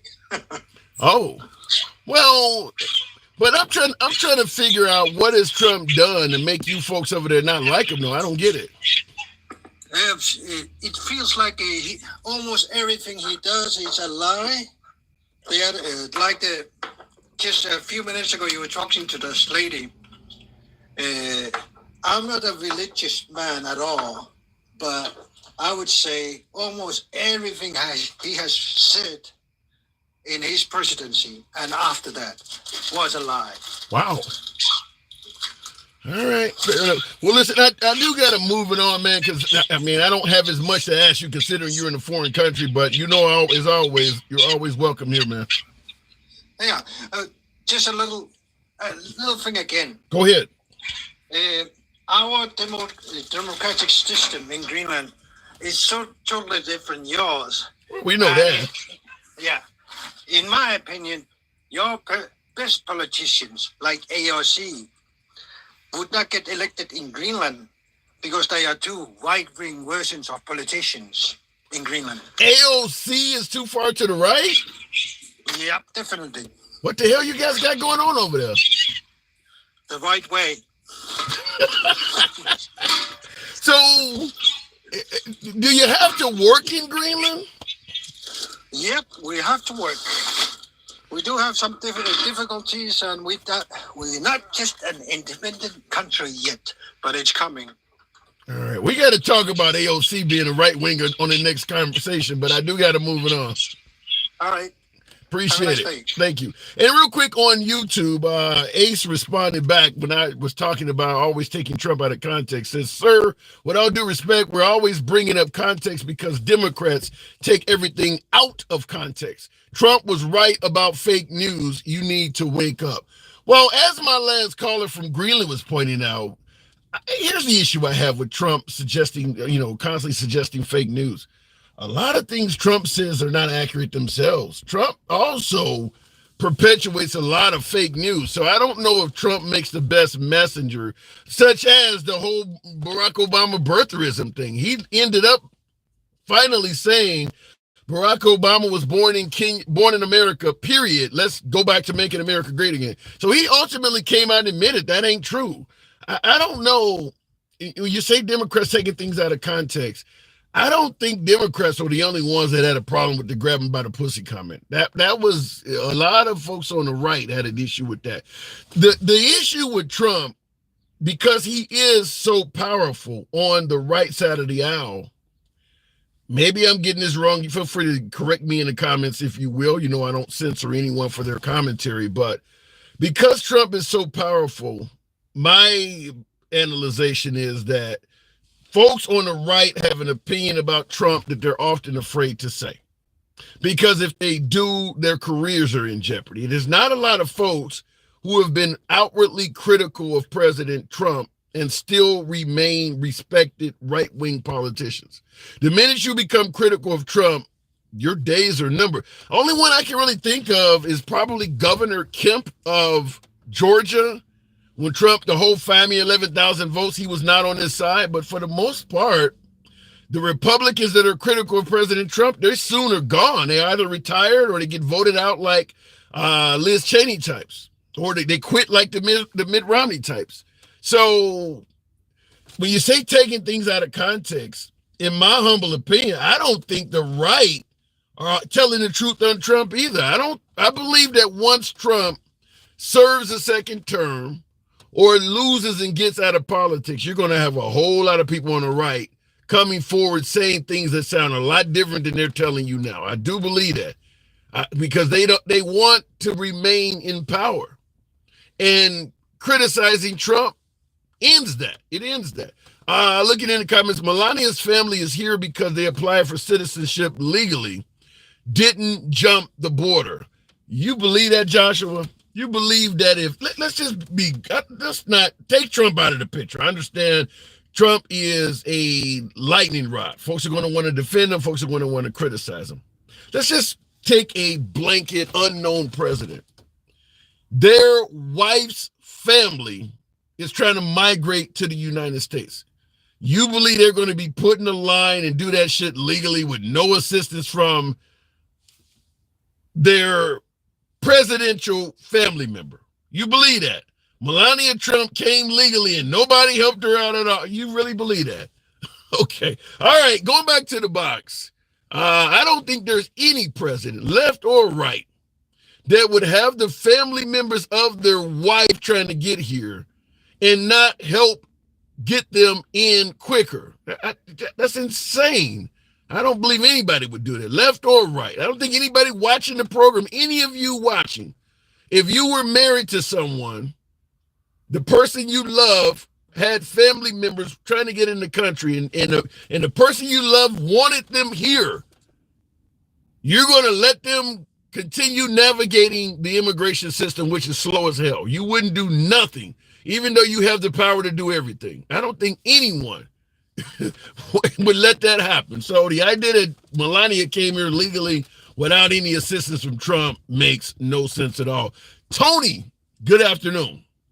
Good afternoon. How are you? I'm doing good. Do you believe Melania Trump's family came here with no assistance from Trump?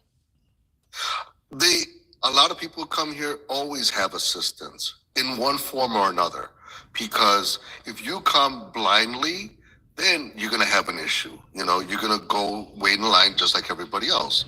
But a lot of people who migrate here have people who have already been here and help them along the way. Do you believe Trump helped Melania's family get over here? In one form or another? Yeah. Yes, I do. Okay. All right. I just saw somebody in the comments saying otherwise. So what do you think about Trump being the first president dealing with a criminal trial? You think it's bullshit, or you think he actually is a criminal? Well, let's put it this way. They've thrown everything, including the kitchen sink, at him, and he comes out, not necessarily smelling like a rose, but very close to it. What makes you think that, though? He hasn't been acquitted in a single case. The only victories Trump has had is in the form of delays. It's not like he's been found not guilty or have had a host of charges thrown out. How is he smelling like a rose? Well, in the beginning, there was a lot of things that were going on where he came out, okay, it was settled. Give me some examples. There was, I guess he was accused of fondling or there was some sort of sexual abuse case, and then he came out where everything was. And I'm trying to recall exactly who it was, but he beat the case. But did you hear he lost $5 million to E. Jean Carroll for defaming her? Yeah. Then she beat him out of another $83.5 million. Letitia James beat him out of damn near $500 million. I don't see where he's coming out smelling like a rose. I mean, I'm looking at dandelions. I don't see it. Yes, and you're absolutely right. And some people are still in the thought that, okay, he is better than what he is, and he is better than who's in charge now, that's for sure. Because even though he's done a lot of things, we are all human. He has never, I don't think he's ever said that he's never did, like we had the one lady who claimed that he was the Antichrist because, he was basically saying that he doesn't have to apologize for not doing anything wrong. It's not that he didn't do anything wrong. Because here's a difference. There's an illegal and there's an immoral. Okay. Now there may be things that are illegal, but not immoral, and vice versa. So what's the point? So basically, we're all human. We all make mistakes, but at least at this point he's he's living up to a lot of the things that he. Well, wait a minute, Tony. He's still claiming he never slept with Stormy Daniels. You believe that's true? Well, that one is hard to say. Why is it hard to say? She's so literally describing the man's dick. How is it hard to say? She's describing the inside of his house. How would she know that? Okay, well, yeah, you can be in somebody's house, but what happens there is something else. But he claims he never even met the woman. And that you know, how long ago was the meeting? Because see, my theory is he might have went through several women, and she might have been there. Okay, and you know, when you have let's say you have a lot of guests. Okay, are you gonna remember each and every person personally? When you have hundreds of you know, I would remember the one that saw my dick. She's describing his genitalia. Where are you going with this? Well, look, overall, he's a good, as far as leading us where we need to be. That's what, you know, that's why that's why I'm for him. So, Yes, so are you in the camp that as long as the president is leading America down the correct path to greatness, anything they do is fair, you know, for the most part excused, or anything they say, like the mean tweets? Folks always say, I can go for some mean tweets and $2 gas. As long as gas is $2, he can just say whatever he wants? Is that the response to that? Well, he can't say anything he wants, but you got to remember, he was shaking up the whole system from the beginning, you know. And how do you shake things up? You got to come. How did he? I don't get it. What did he do to lead you to say he shook up the system? Shook up the system how? Well, the moment, clean up the swamp. Did he do that though? Well, he didn't, but a lot of things came out because of it, because a lot of it. What came out? What came out because he promised to drain the swamp? What are you suggesting it came out? A lot of people were finding out about the pedophiles, you know, involved, you know. Who was charged? Who was charged with pedophilia because Trump exposed them? Well, a lot of people were not charged directly, but now there's investigations. Now there's a lot of kids being rescued. And because of those connections of kids being rescued, they're telling their story and who was involved. Yeah, there's a lot of people in the artists, government, you know, different I think you're giving Trump credit for that. I've never heard of this stuff. In fact, Trump himself is not bragging that he had a lot of pedophiles arrested. He brags off everything he does. I mean, he bragged that he brushed his teeth in the morning. I've never heard Trump bragging about doing what you're giving him credit for. Yeah, no, he had both. He basically they would actually fund things where they would actually go and rescue kids. That was one of the big things he was pushing against the pedophilia. And once I saw that, I started looking at things in a whole different way, because let me give you a very good example. Right now, the cartels in Mexico, some of them are fighting. Guess what? Not over territory and not over drugs and not over money. Is that some guys are totally against using women and children, and some are for it, and they're divided. And you believe that's because of Trump? No, that has nothing to do with Trump. Okay. But it's the people here that are understanding how deep all of these lies go, and all of the stuff that people are truly involved in. Okay, well, let me ask you, because the original question, better yet, the original statement you mentioned is that Trump is better than the guy we have in here. Folks in the comments are saying, what policies do you favor from Trump to make him a much better leader than Biden? Well, as a much better leader, he has basically, at least he put forth an effort for the border, okay? What are you giving him? Wait. Put forth an effort. Did he fix it? Well, he attempted to. You're giving him so what are you giving him, a participation trophy because he attempted to do it? Well, he started building the wall, even though people can get by it. But I mean, here in Chicago, it is really bad with migrants. I mean, literally. Yeah, but Chicago, what's happened? Let me just say this, and I believe Biden has done a poor job at the border. That's my humble opinion. But Chicago, where you're at, I wouldn't blame that on Biden one bit. If you had let Biden's border continue to be as porous as it's been in many folks' eyes, Chicago would not be that way. Chicago is that way because of Governor Greg Abbott.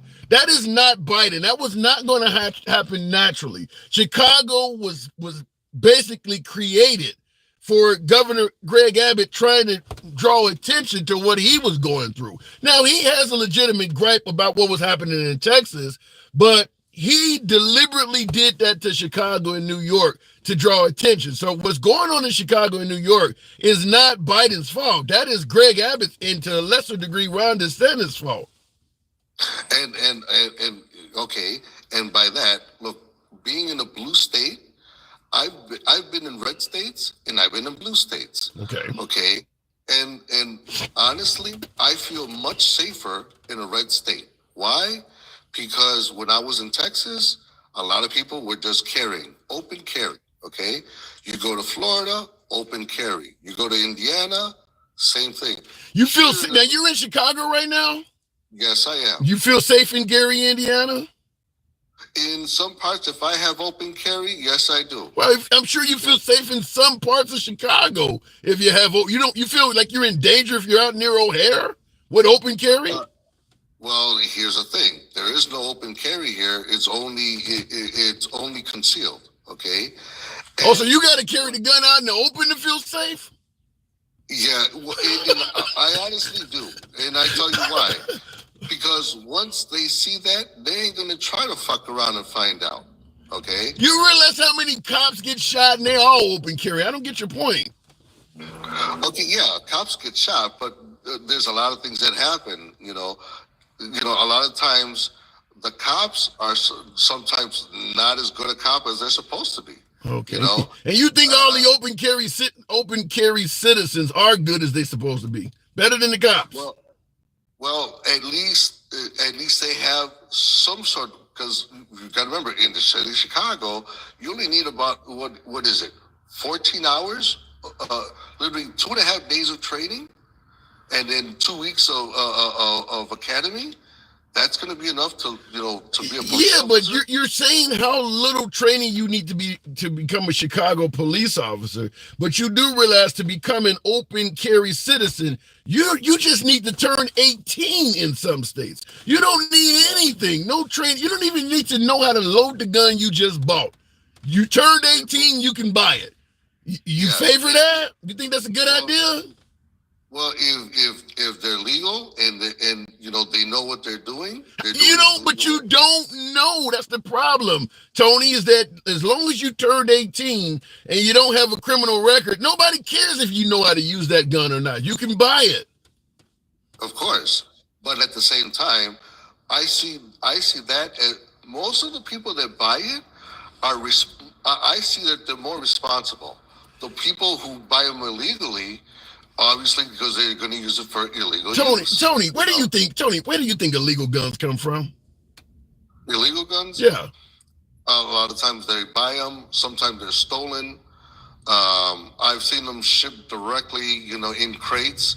But a lot of them. Where are they? You said sometimes they buy them. Who are they buying them from? People from a lot of those 3-letter agencies. They actually come out and they sell those things. So what you're admitting is that legal gun owners are nowhere near as responsible as you originally stated. If criminals can buy, steal, find guns from legal gun owners, then it's the legal gun owners that supply in the street. Well, a lot of these people are not, a lot of people that supply on the streets are not legal gun owners. A lot of them I see, they'll come, they are actually people on the street, and a lot of people don't know what their background is. I've seen people from all different factions, okay, and they'll buy guns, and they'll have a connection from somebody either in the military or a legal gun owner. Those are every connection. I say this all the time because folks believe that. Listen, if you ban guns, a criminal would just be able to get a gun on the street. What they don't tell you is the street does not make guns. If you take a gun out of a criminal's hand, there's probably a 90% chance it can be traced back to somebody who owned it legally. That's where all of the bad guys are getting their guns from. People like you, they're getting them from legal people. They're either stealing them from you, finding them where you left it behind and forgot about it, or they are buying them from you. Legal gun owners are supplying all of the criminals with guns. Folks don't like to say that. They like to say the street is supplying them. No, the street don't make guns. Well, over here, there has been times where, people come with literal crates. And these guys work for three-letter agencies. Right. They're legal gun owners, though. The three-letter agency guys are Not really. Some of these guns are actually stolen. Stolen from who? Stolen from who? Stolen off of a legal gun owner. No, a lot of them when they shipped them, let me see. It was about a year and a half ago where there was an investigation on why there was a lot of break-ins at the train stop or at Burlington. What was it? Burlington, at the Burlington station. And they were finding out that people were buying or were actually stealing a lot of electronic equipment. And then when they found out that there was guns, they were breaking in and stealing the guns. Right, but they're stealing them from somebody who possessed them legally. Well, how do you possess them legally if they're being shipped on a train? Where's the train shipping them from? I'm trying to remember exactly where they were shipping them from, but they were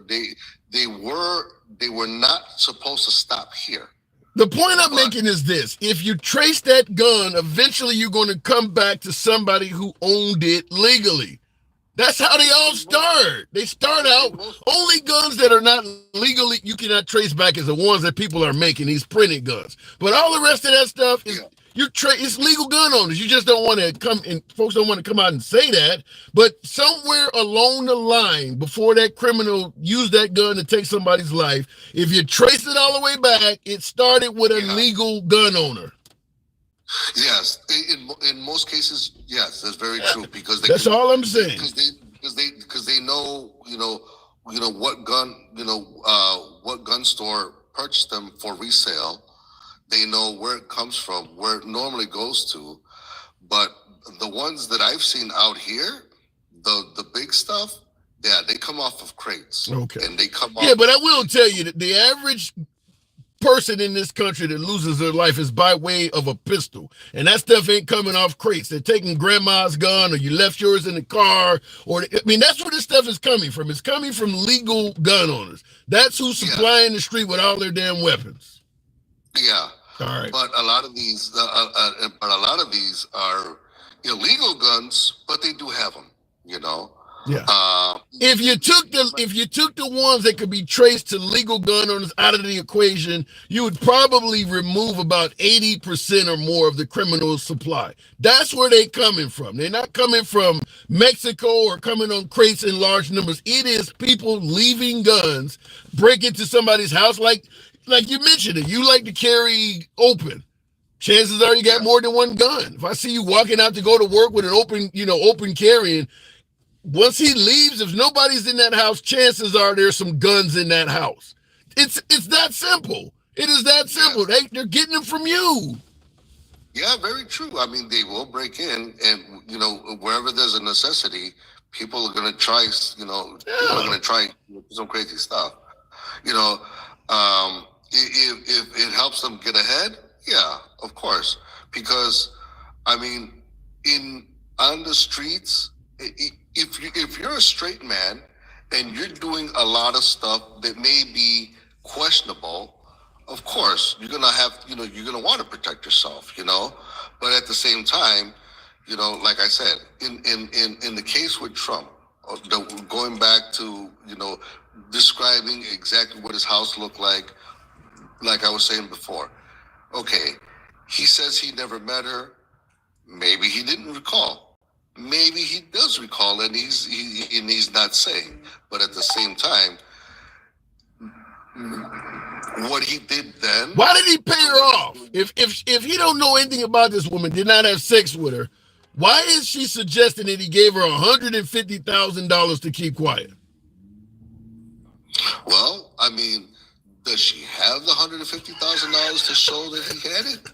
Because there's so much that goes back and forth. Did you really think that somebody like Stormy Daniels would make up that she received $150,000 and not be able to prove it? I think that would be pretty damn easy to prove that she really. I mean, Trump has sued her for violating the damn NDA. So they admitted that they gave her the money. Why did he give that kind of money to somebody he was never with?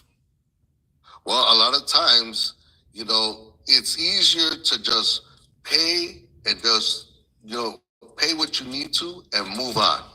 Like I said, he has done a lot of things in the past. Tony, are you there?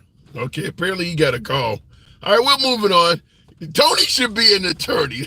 I've never seen that. Wow. All right, let me go back to the pot. Somebody says, Tim, please let him go. I like those conversations. Like I said, I don't block, ban, or censor anyone, but I like seeing folks do their best to come up with reasons why this didn't happen or that is unbelievable. I mean, he was deep into it. Wow. Looking in the comments, man, listen to this guy. He guilty with Trump. $150,000. And he's like, did she actually receive it? I can tell you one thing for certain. And I don't know Stormy Daniels at all, obviously. I wish I did know her. You never know. She might be a good friend. But anyway, I feel confident, even without knowing anything about Stormy Daniels, that if she had to prove she received $150,000, she could do it like that. I mean, that woman was a porn star. She wasn't no, excessively wealthy woman. $150,000. If she needed to prove she received $150,000, she could. Hold on a second. Let me go to my house and get the paperwork, or give me your phone. Let me pull it up. She could do that instantly. So the idea that Stormy Daniels didn't receive $150,000, which then leads to the next question of, well, then why did Trump sue her? Because Trump won. Trump actually won money against Stormy Daniels because she violated the NDA. So he didn't sleep with her, but he just gave her $150,000 for her silence. But he didn't give her $150,000. But then he sued her for violating the NDA, where it's so complicated. We know what the actual answer should be, but when you gotta keep twisting and turning, it'll go down a really long rabbit hole. Looking in the comments, how much did Diddy pay out to people? Says Noob Kid. I don't know. I know Diddy is involved in some NDAs himself. But at the same time, Diddy is also being charged with a host of crimes, and he's not, well, he ain't been charged yet, but they did go in his house, and he's being accused of a bunch of shit. I don't hear a bunch of people saying that it's a witch hunt on Diddy, though. I think in Trump's case, I don't know if the man is guilty or not, but I do believe in Trump's case, there are people that will not accept anything other than a not guilty verdict. So when it comes to, can New York hold a fair trial of President Trump, the answer is going to be no, because there's a lot of folks who don't believe will not accept any verdict of President Trump other than not guilty. And I'm talking about people before they even hear the evidence. I don't need to hear it. He's not guilty. So, I mean, I don't know if anywhere can actually have a fair trial of President Trump, because a lot of folks don't believe the criminal justice system is doing anything other than trying to railroad Trump. So if you think all 88 charges are bullshit, then nobody can have a fair trial of him, because out of all 88 charges, the only verdict I'm going to accept is not guilty, because I think all 88 charges are bullshit. So that makes it hard to hold a fair trial in the eyes of a lot of people. Going back to the box, though, Miss Mobetta has been holding on. Thank you, Miss Mobetta, for sticking around. Then those jurors weren't listening to the evidence. Miss Mobetta, thank you for holding on. Good afternoon.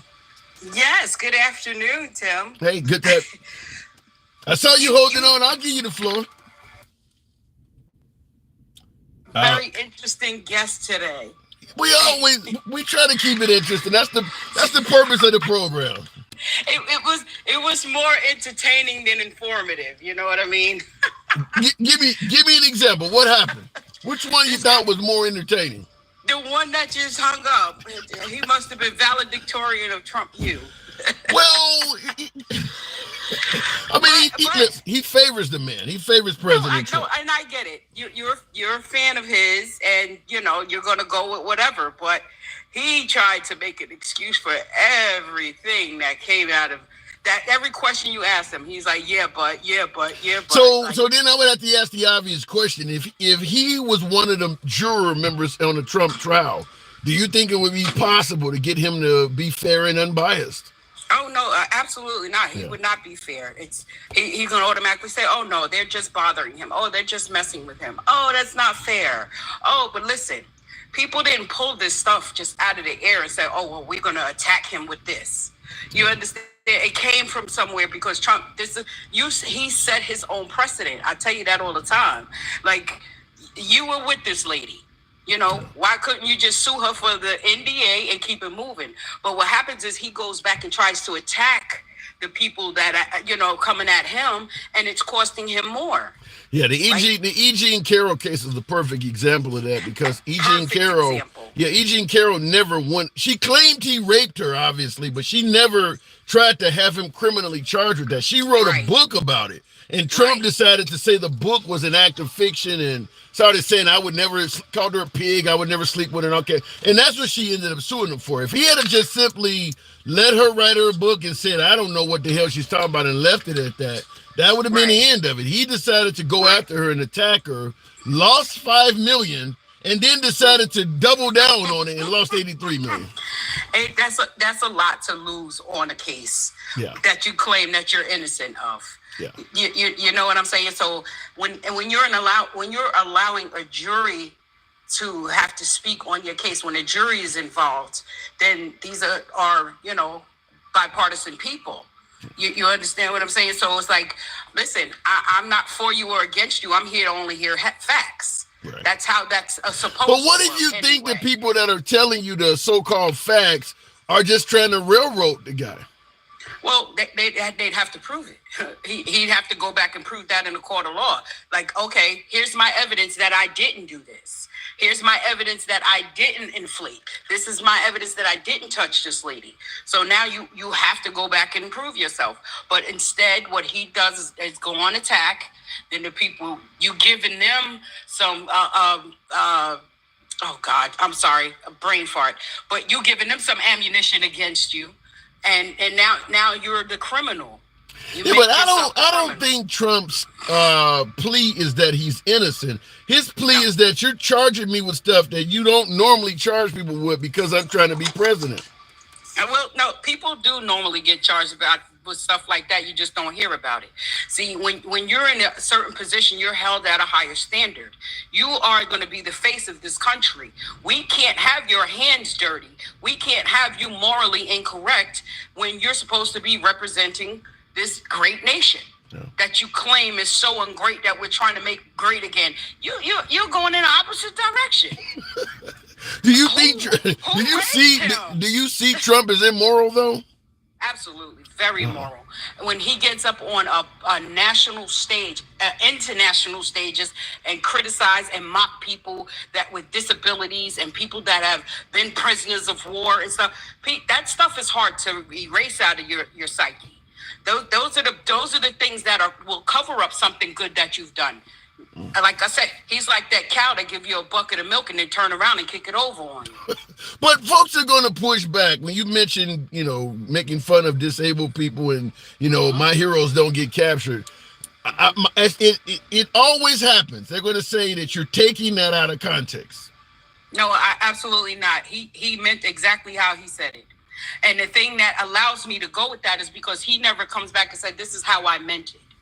He said it, and he is solid when he speaks. He's solid when he speaks. And what happens is he leaves his followers and his supporters, allegedly, to fight over it. He's like, I don't have to say anything. I have them. I have MAGA to do that for me. That is interesting too, because I never heard Trump say it was locker room talk until after his supporters started saying that. He wasn't. He was not trying to use that. And now, in the comments, real quick, I saw somebody. William said, "I'm from Europe, and people over there do not have a high opinion of Trump." Oh, so I mean, so we just had what almost turned into a regional war with Iran launching over 300 missiles and drones at Israel. Do you think that we would have been better off with Trump as president during that? Some folks say that if Trump was president, we wouldn't be having all these conflicts. No, because you know why? Because he was busy holding information and paperwork so he could sell us out to them. Like I said, he was busy trying to rub elbows with the enemy, with the Russian and our Russian enemy and whatever. So, like I said, he's friends with them, but they're not friends with him. I just need you to be comfortable enough so I can get what I need. But I mean, you have to respect the president that actually can go to. Trump wanted to go to war. He just didn't know how to. Whatever. Wait a minute. What Trump is? Wait. Trump is talking about getting us out of military conflict. What evidence do you have that he wanted to go to war? That sounds good for the cameras, Tim. That sounds good for the cameras. I don't know. Okay. You wanted to go to war. Give me a reason why you believe that Trump wanted to go to war. Because it makes him feel empowered. That's his whole MO. I want power and money. It doesn't. Yeah. Okay. You could. He wanted to go to war with who? Anybody that would take us on. You see, he wanted to start with. You know what he wanted to start with? China. Trump went over. He wanted to start with China. That's why he made them such a big enemy. Oh, China did this. China started the pandemic that came from them. He wanted to start a war with China. That's what he wanted to do. Because it makes him feel empowered. Trump personally reached out and met two of our biggest enemies. And you say he wanted to start. I mean, he goes and meets Kim Jong-un in North Korea. Meets Vladimir Putin, but he's already known Vladimir Putin, but he's actually making friends with two of our biggest enemies. But you say he wanted to start war? He wanted to feel empowered, Tim. Are you still not hearing me? I hear that part. Do you know what type of man we're dealing with? He's a narcissist. He's a narcissist. He's power struck and he's money hungry. Hold on, let me interrupt this conversation. I'm seeing some comments. Yeah. Folks are saying, I see 2,000 drones in Syria. Is there some type of conflict breaking out while we're talking? If so, someone let me know in the comments. Because some folks please enlighten us. Yeah, is there some type of conflict breaking out now? So at the end of the day, though, you see Trump, immoral, wanted to take this country into war just to benefit himself. Just to benefit himself, to set himself above everything. Check all of his speeches, everything. Oh, I was the best ever. Oh, I did this first. I was the top of. He's always putting himself above. That's his whole MO. It doesn't matter who he steps on to get it. It does not matter who he steps on to gain that position. Well, some would say that shows he is a person operating from a position of power. Some folks like that. That's not always a good thing. True, I agree with that. That's not always a good thing. But like I said, he's in a position where you put yourself in this political realm. I personally don't believe he was ready for that. He didn't have anything he was a totally even though he was a businessman, he was very unprofessional. Like you said, he didn't have what kind of paperwork does he have? What kind of doctrines or diplomas he have other than a high school diploma? Like, come on, we have to show a little more respect to the people that we choose or vote into these offices to at least know what they're doing. Okay, so never again for you. Is that correct, Ms. Moon? Absolutely not. And that's absolutely with a peace fingers. Damn. All right, I gotta go. Appreciate you. Hey, thanks for holding on, by the way. Appreciate you coming through. Absolutely. Miss Mo Better. All right, moving the program on real quick. Trump was woefully unprepared to be president. He didn't expect to win in 2016. I do believe that last part is accurate, that he didn't expect to win, but some folks believe that, the claim that he wasn't prepared to be president, some folks favor that. because they believe the other folks, insiders, lifelong politicians are corrupt. Some folks favored that he was more of a newbie, not necessarily an insider. So it could go either way. Looking in the going back to the box, wow. Some of you folks were saying that something has broken out. I have not, obviously I'm not able to verify that, but that's did Israel respond by launching an attack on Syria? That's what I thought I saw. Looking in the comments, Golden Gate Bridge, I see everybody, they're shutting down the Golden Gate Bridge. They're protesting the Israel-Palestinian conflict, if I'm correct. I think I heard about that one. Cannot pronounce the name. Good afternoon. Good afternoon. It's Barrick. Barrick. Okay, good afternoon. Saw you holding there. So, do you see Trump, like my last caller, as being immoral? I think he's immoral, but I want to go. I've been listening for like a few hours now, and it has been a great conversation with a lot of these guys. We try to. Hang on, before you responded, I wanted to respond to Joseph Kuhn on the super chat on YouTube. Says ban guns in your state, then protect the border with the cops you want to defund. The whole liberal defund the police thing is just something that's been woefully politicized. The overwhelming majority of liberals do not want to defund the police. Look, there was a few idiots. Some of the Black Lives Matter movement was talking about defunding police, but that never was realistic. Was a realistic cause among the Democratic Party. So I just leave it at that. Go ahead, there, Barrick. It's been a great conversation going on. It's went to a few avenues. There's a couple of things that I wanted to bring up. I mean, like a couple hours ago, somebody brought up like, hey, we shouldn't allow females to vote or women to vote. You know, that happens. I mean, I think that's completely disgusting. I mean, like, and you know what? I'll give the benefit of the doubt here, but the thing is, I know in 2022, after 2022, they were saying, hey, we shouldn't let all these 18-year-olds vote. You know what I mean? And so I'm saying, here's the thing. I'm thinking, is it sound bad? Yeah, it's real bad. You got something, I don't know what you're on, but it's a lot of static in the background, everything. Okay, and now it appears that he's dropped. So, all right, we'll move it on. I don't know, Barrick, what was going on, but you had a real bad audio issue. That sucks because he was on hold for a while. All right, 2016, during Trump's presidency, he's ordered over 2,000 drone strikes in the Middle East. Okay, you're talking about drone strikes during the Trump I don't remember him being really criticized for that much, but it does go against the claim that Trump was not starting wars or getting involved in conflicts. So I'm assuming that's what you're talking about. Going back to the box real quick. I don't know what happened with my last caller, but we'll continue on with Plushies by Sandy.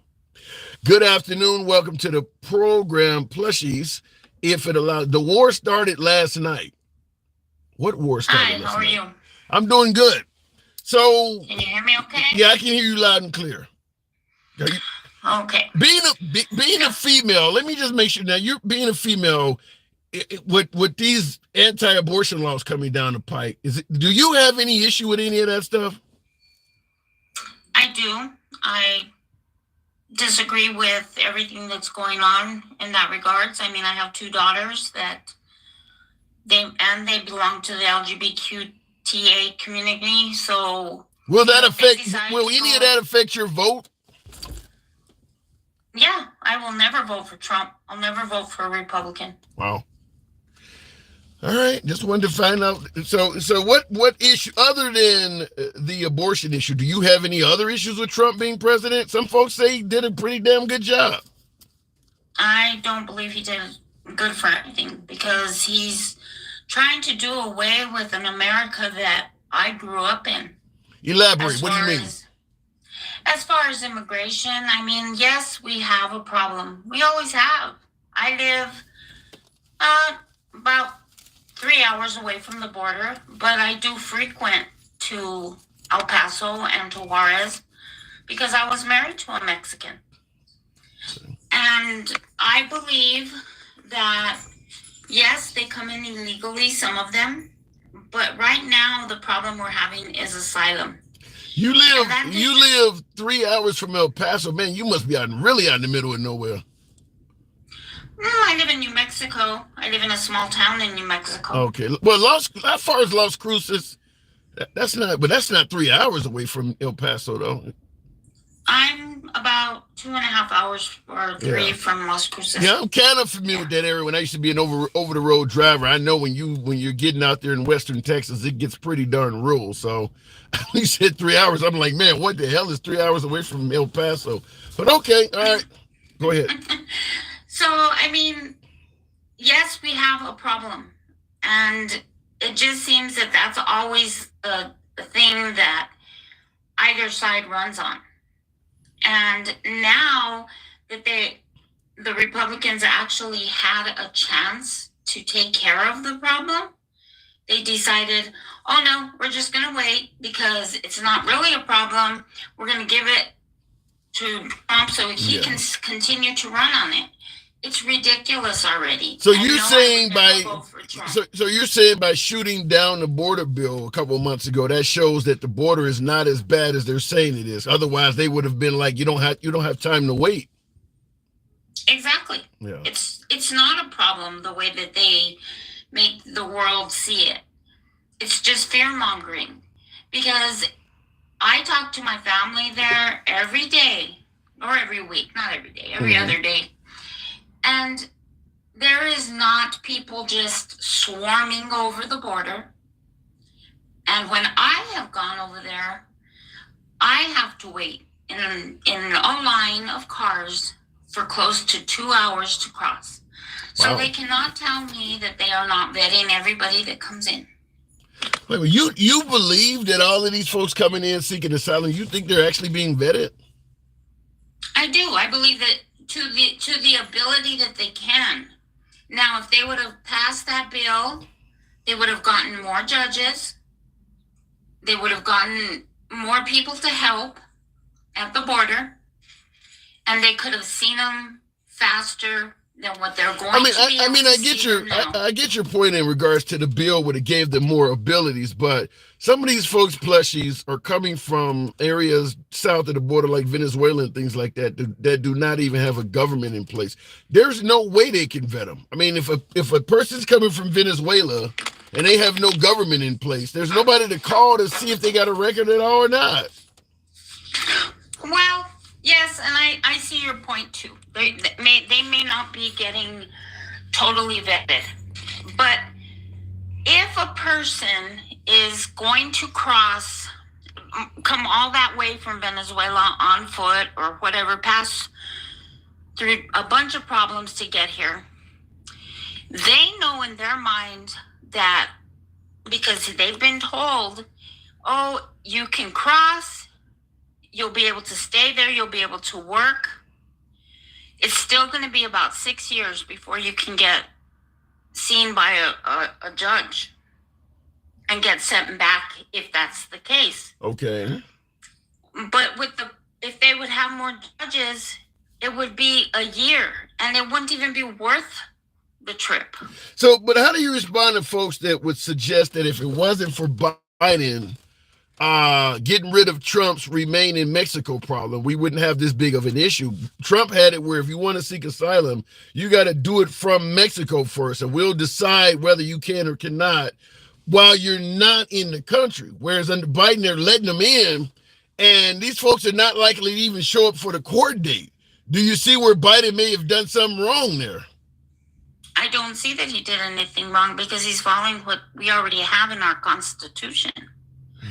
And I don't know if you have had a chance to see it. The interview with the president from Mexico. Which one? On 60 Minutes. No, I didn't see it. Okay, well, he talks about his meetings with Trump. And yes, he did agree to the stay in Mexico, but it was only temporary.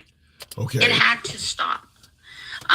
He did talk about helping the United States by stopping them further out, like at the Mexican border and into into Venezuela and all those places. So he did help, but he told Trump that a wall is not going to keep them out. It never will. It never has. Would it help at all? But even though it won't keep 100% of them out, will a wall make any difference at all? I mean, it'll make the same difference it's made all these years in my 58 years, So you're suggesting that like I said, and they used to cross through here on foot. So what you're suggesting is that the wall that Trump wanted to build would not have made any more of a difference than what we already have. I don't believe it would. Wow. All right. A lot of folks disagree, but you're always welcome to state your opinion. I do got to move it on, plushies. Appreciate you coming through. Thank you. You have a good one. You too. You too. I don't know. I do agree that I believe a wall would be of minimal effectiveness. I don't believe it wouldn't help out at all. I think it would help out in some cases, but I think it would be minimal for the simple fact is, think about when we talk about the issues with illegal immigrants. We talk about fentanyl, child trafficking, hard drugs, crime, the things you're talking about, with the exception of maybe crime. There is a huge demand for that stuff in America. You don't hear Americans suggesting that somebody came in from Mexico or the southern border, pinned them down and forced fentanyl into their system. No, Americans want fentanyl. Americans want the humans they traffic, whether children for something sinister or adults for cheap labor. A lot of our problem is in-house.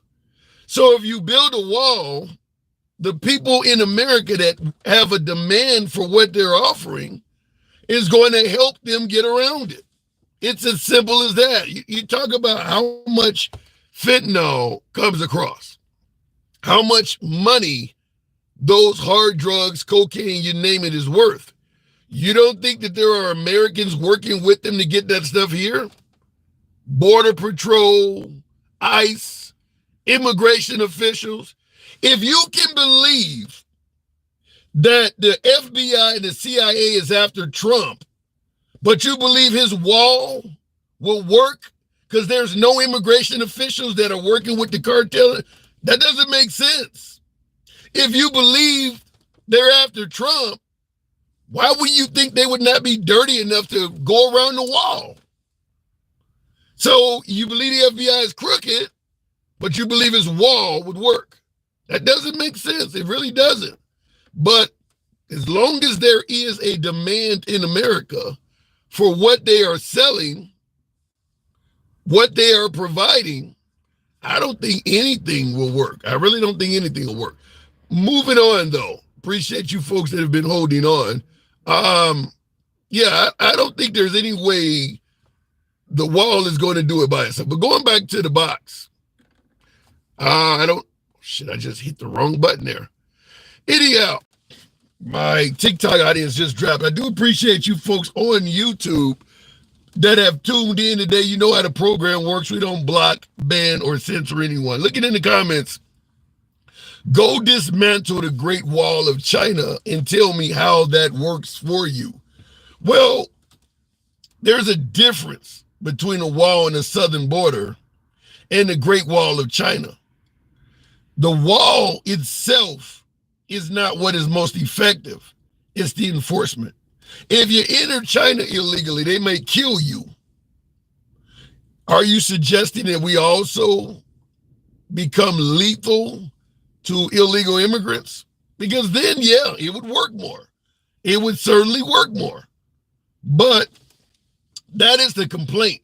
Well, Israel has a wall. It works for them. China, yeah, but they kill people. If you try to get into Israel, you might get shot.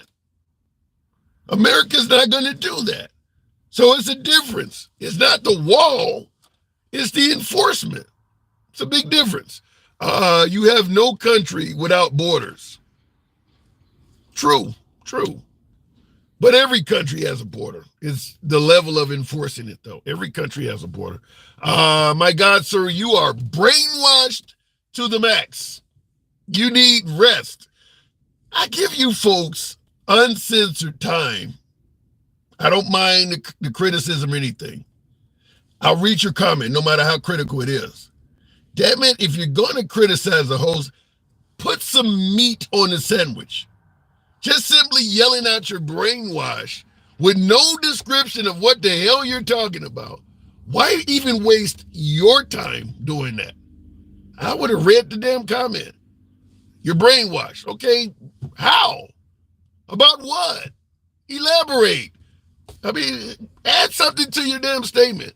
Letting the migrants in is a political move to help the Democrats win. Free my grandpa. I don't believe it's just Democrats, though. I agree with you that the Democrats know that immigrants turn into votes, and they're damn sure going to turn into Democratic votes now when folks on the right are suggesting they're all rapists and murderers. The way the right is treating these folks, as Lyndon B. Johnson once said, you're going to have them voting Democrat for the next 100 years. You guys are treating them, and I'm talking about to you folks on the right, the way you guys are treating immigrants is so shitty, they're going to be telling their family for generations what happened when they came here. You know what? We came here and one side was saying we're rapists and murderers. Look, the Democrats, they sent us to democratic cities. They gave us a shelter, gave us a little bit of groceries. You know, it wasn't the best, but they treated us all right. Yeah. It's going to turn into votes. I don't disagree with that at all. It's going to turn into votes. But Republicans want immigrants in here too because it turns into jobs. So other than Trump, and Trump is an outlier, both the Republicans and Democrats have been favorable to letting immigrants in. They both have. So you can say the Democrats right now, but those folks coming here are working jobs for cheap wages. Republicans are on the side of big business. So it does work both ways. Nevertheless, I appreciate you folks tuning in. Certainly those who enjoy this type of dialogue, feel free to smash that subscribe button. 1 p.m. Central. I'll catch you guys tomorrow.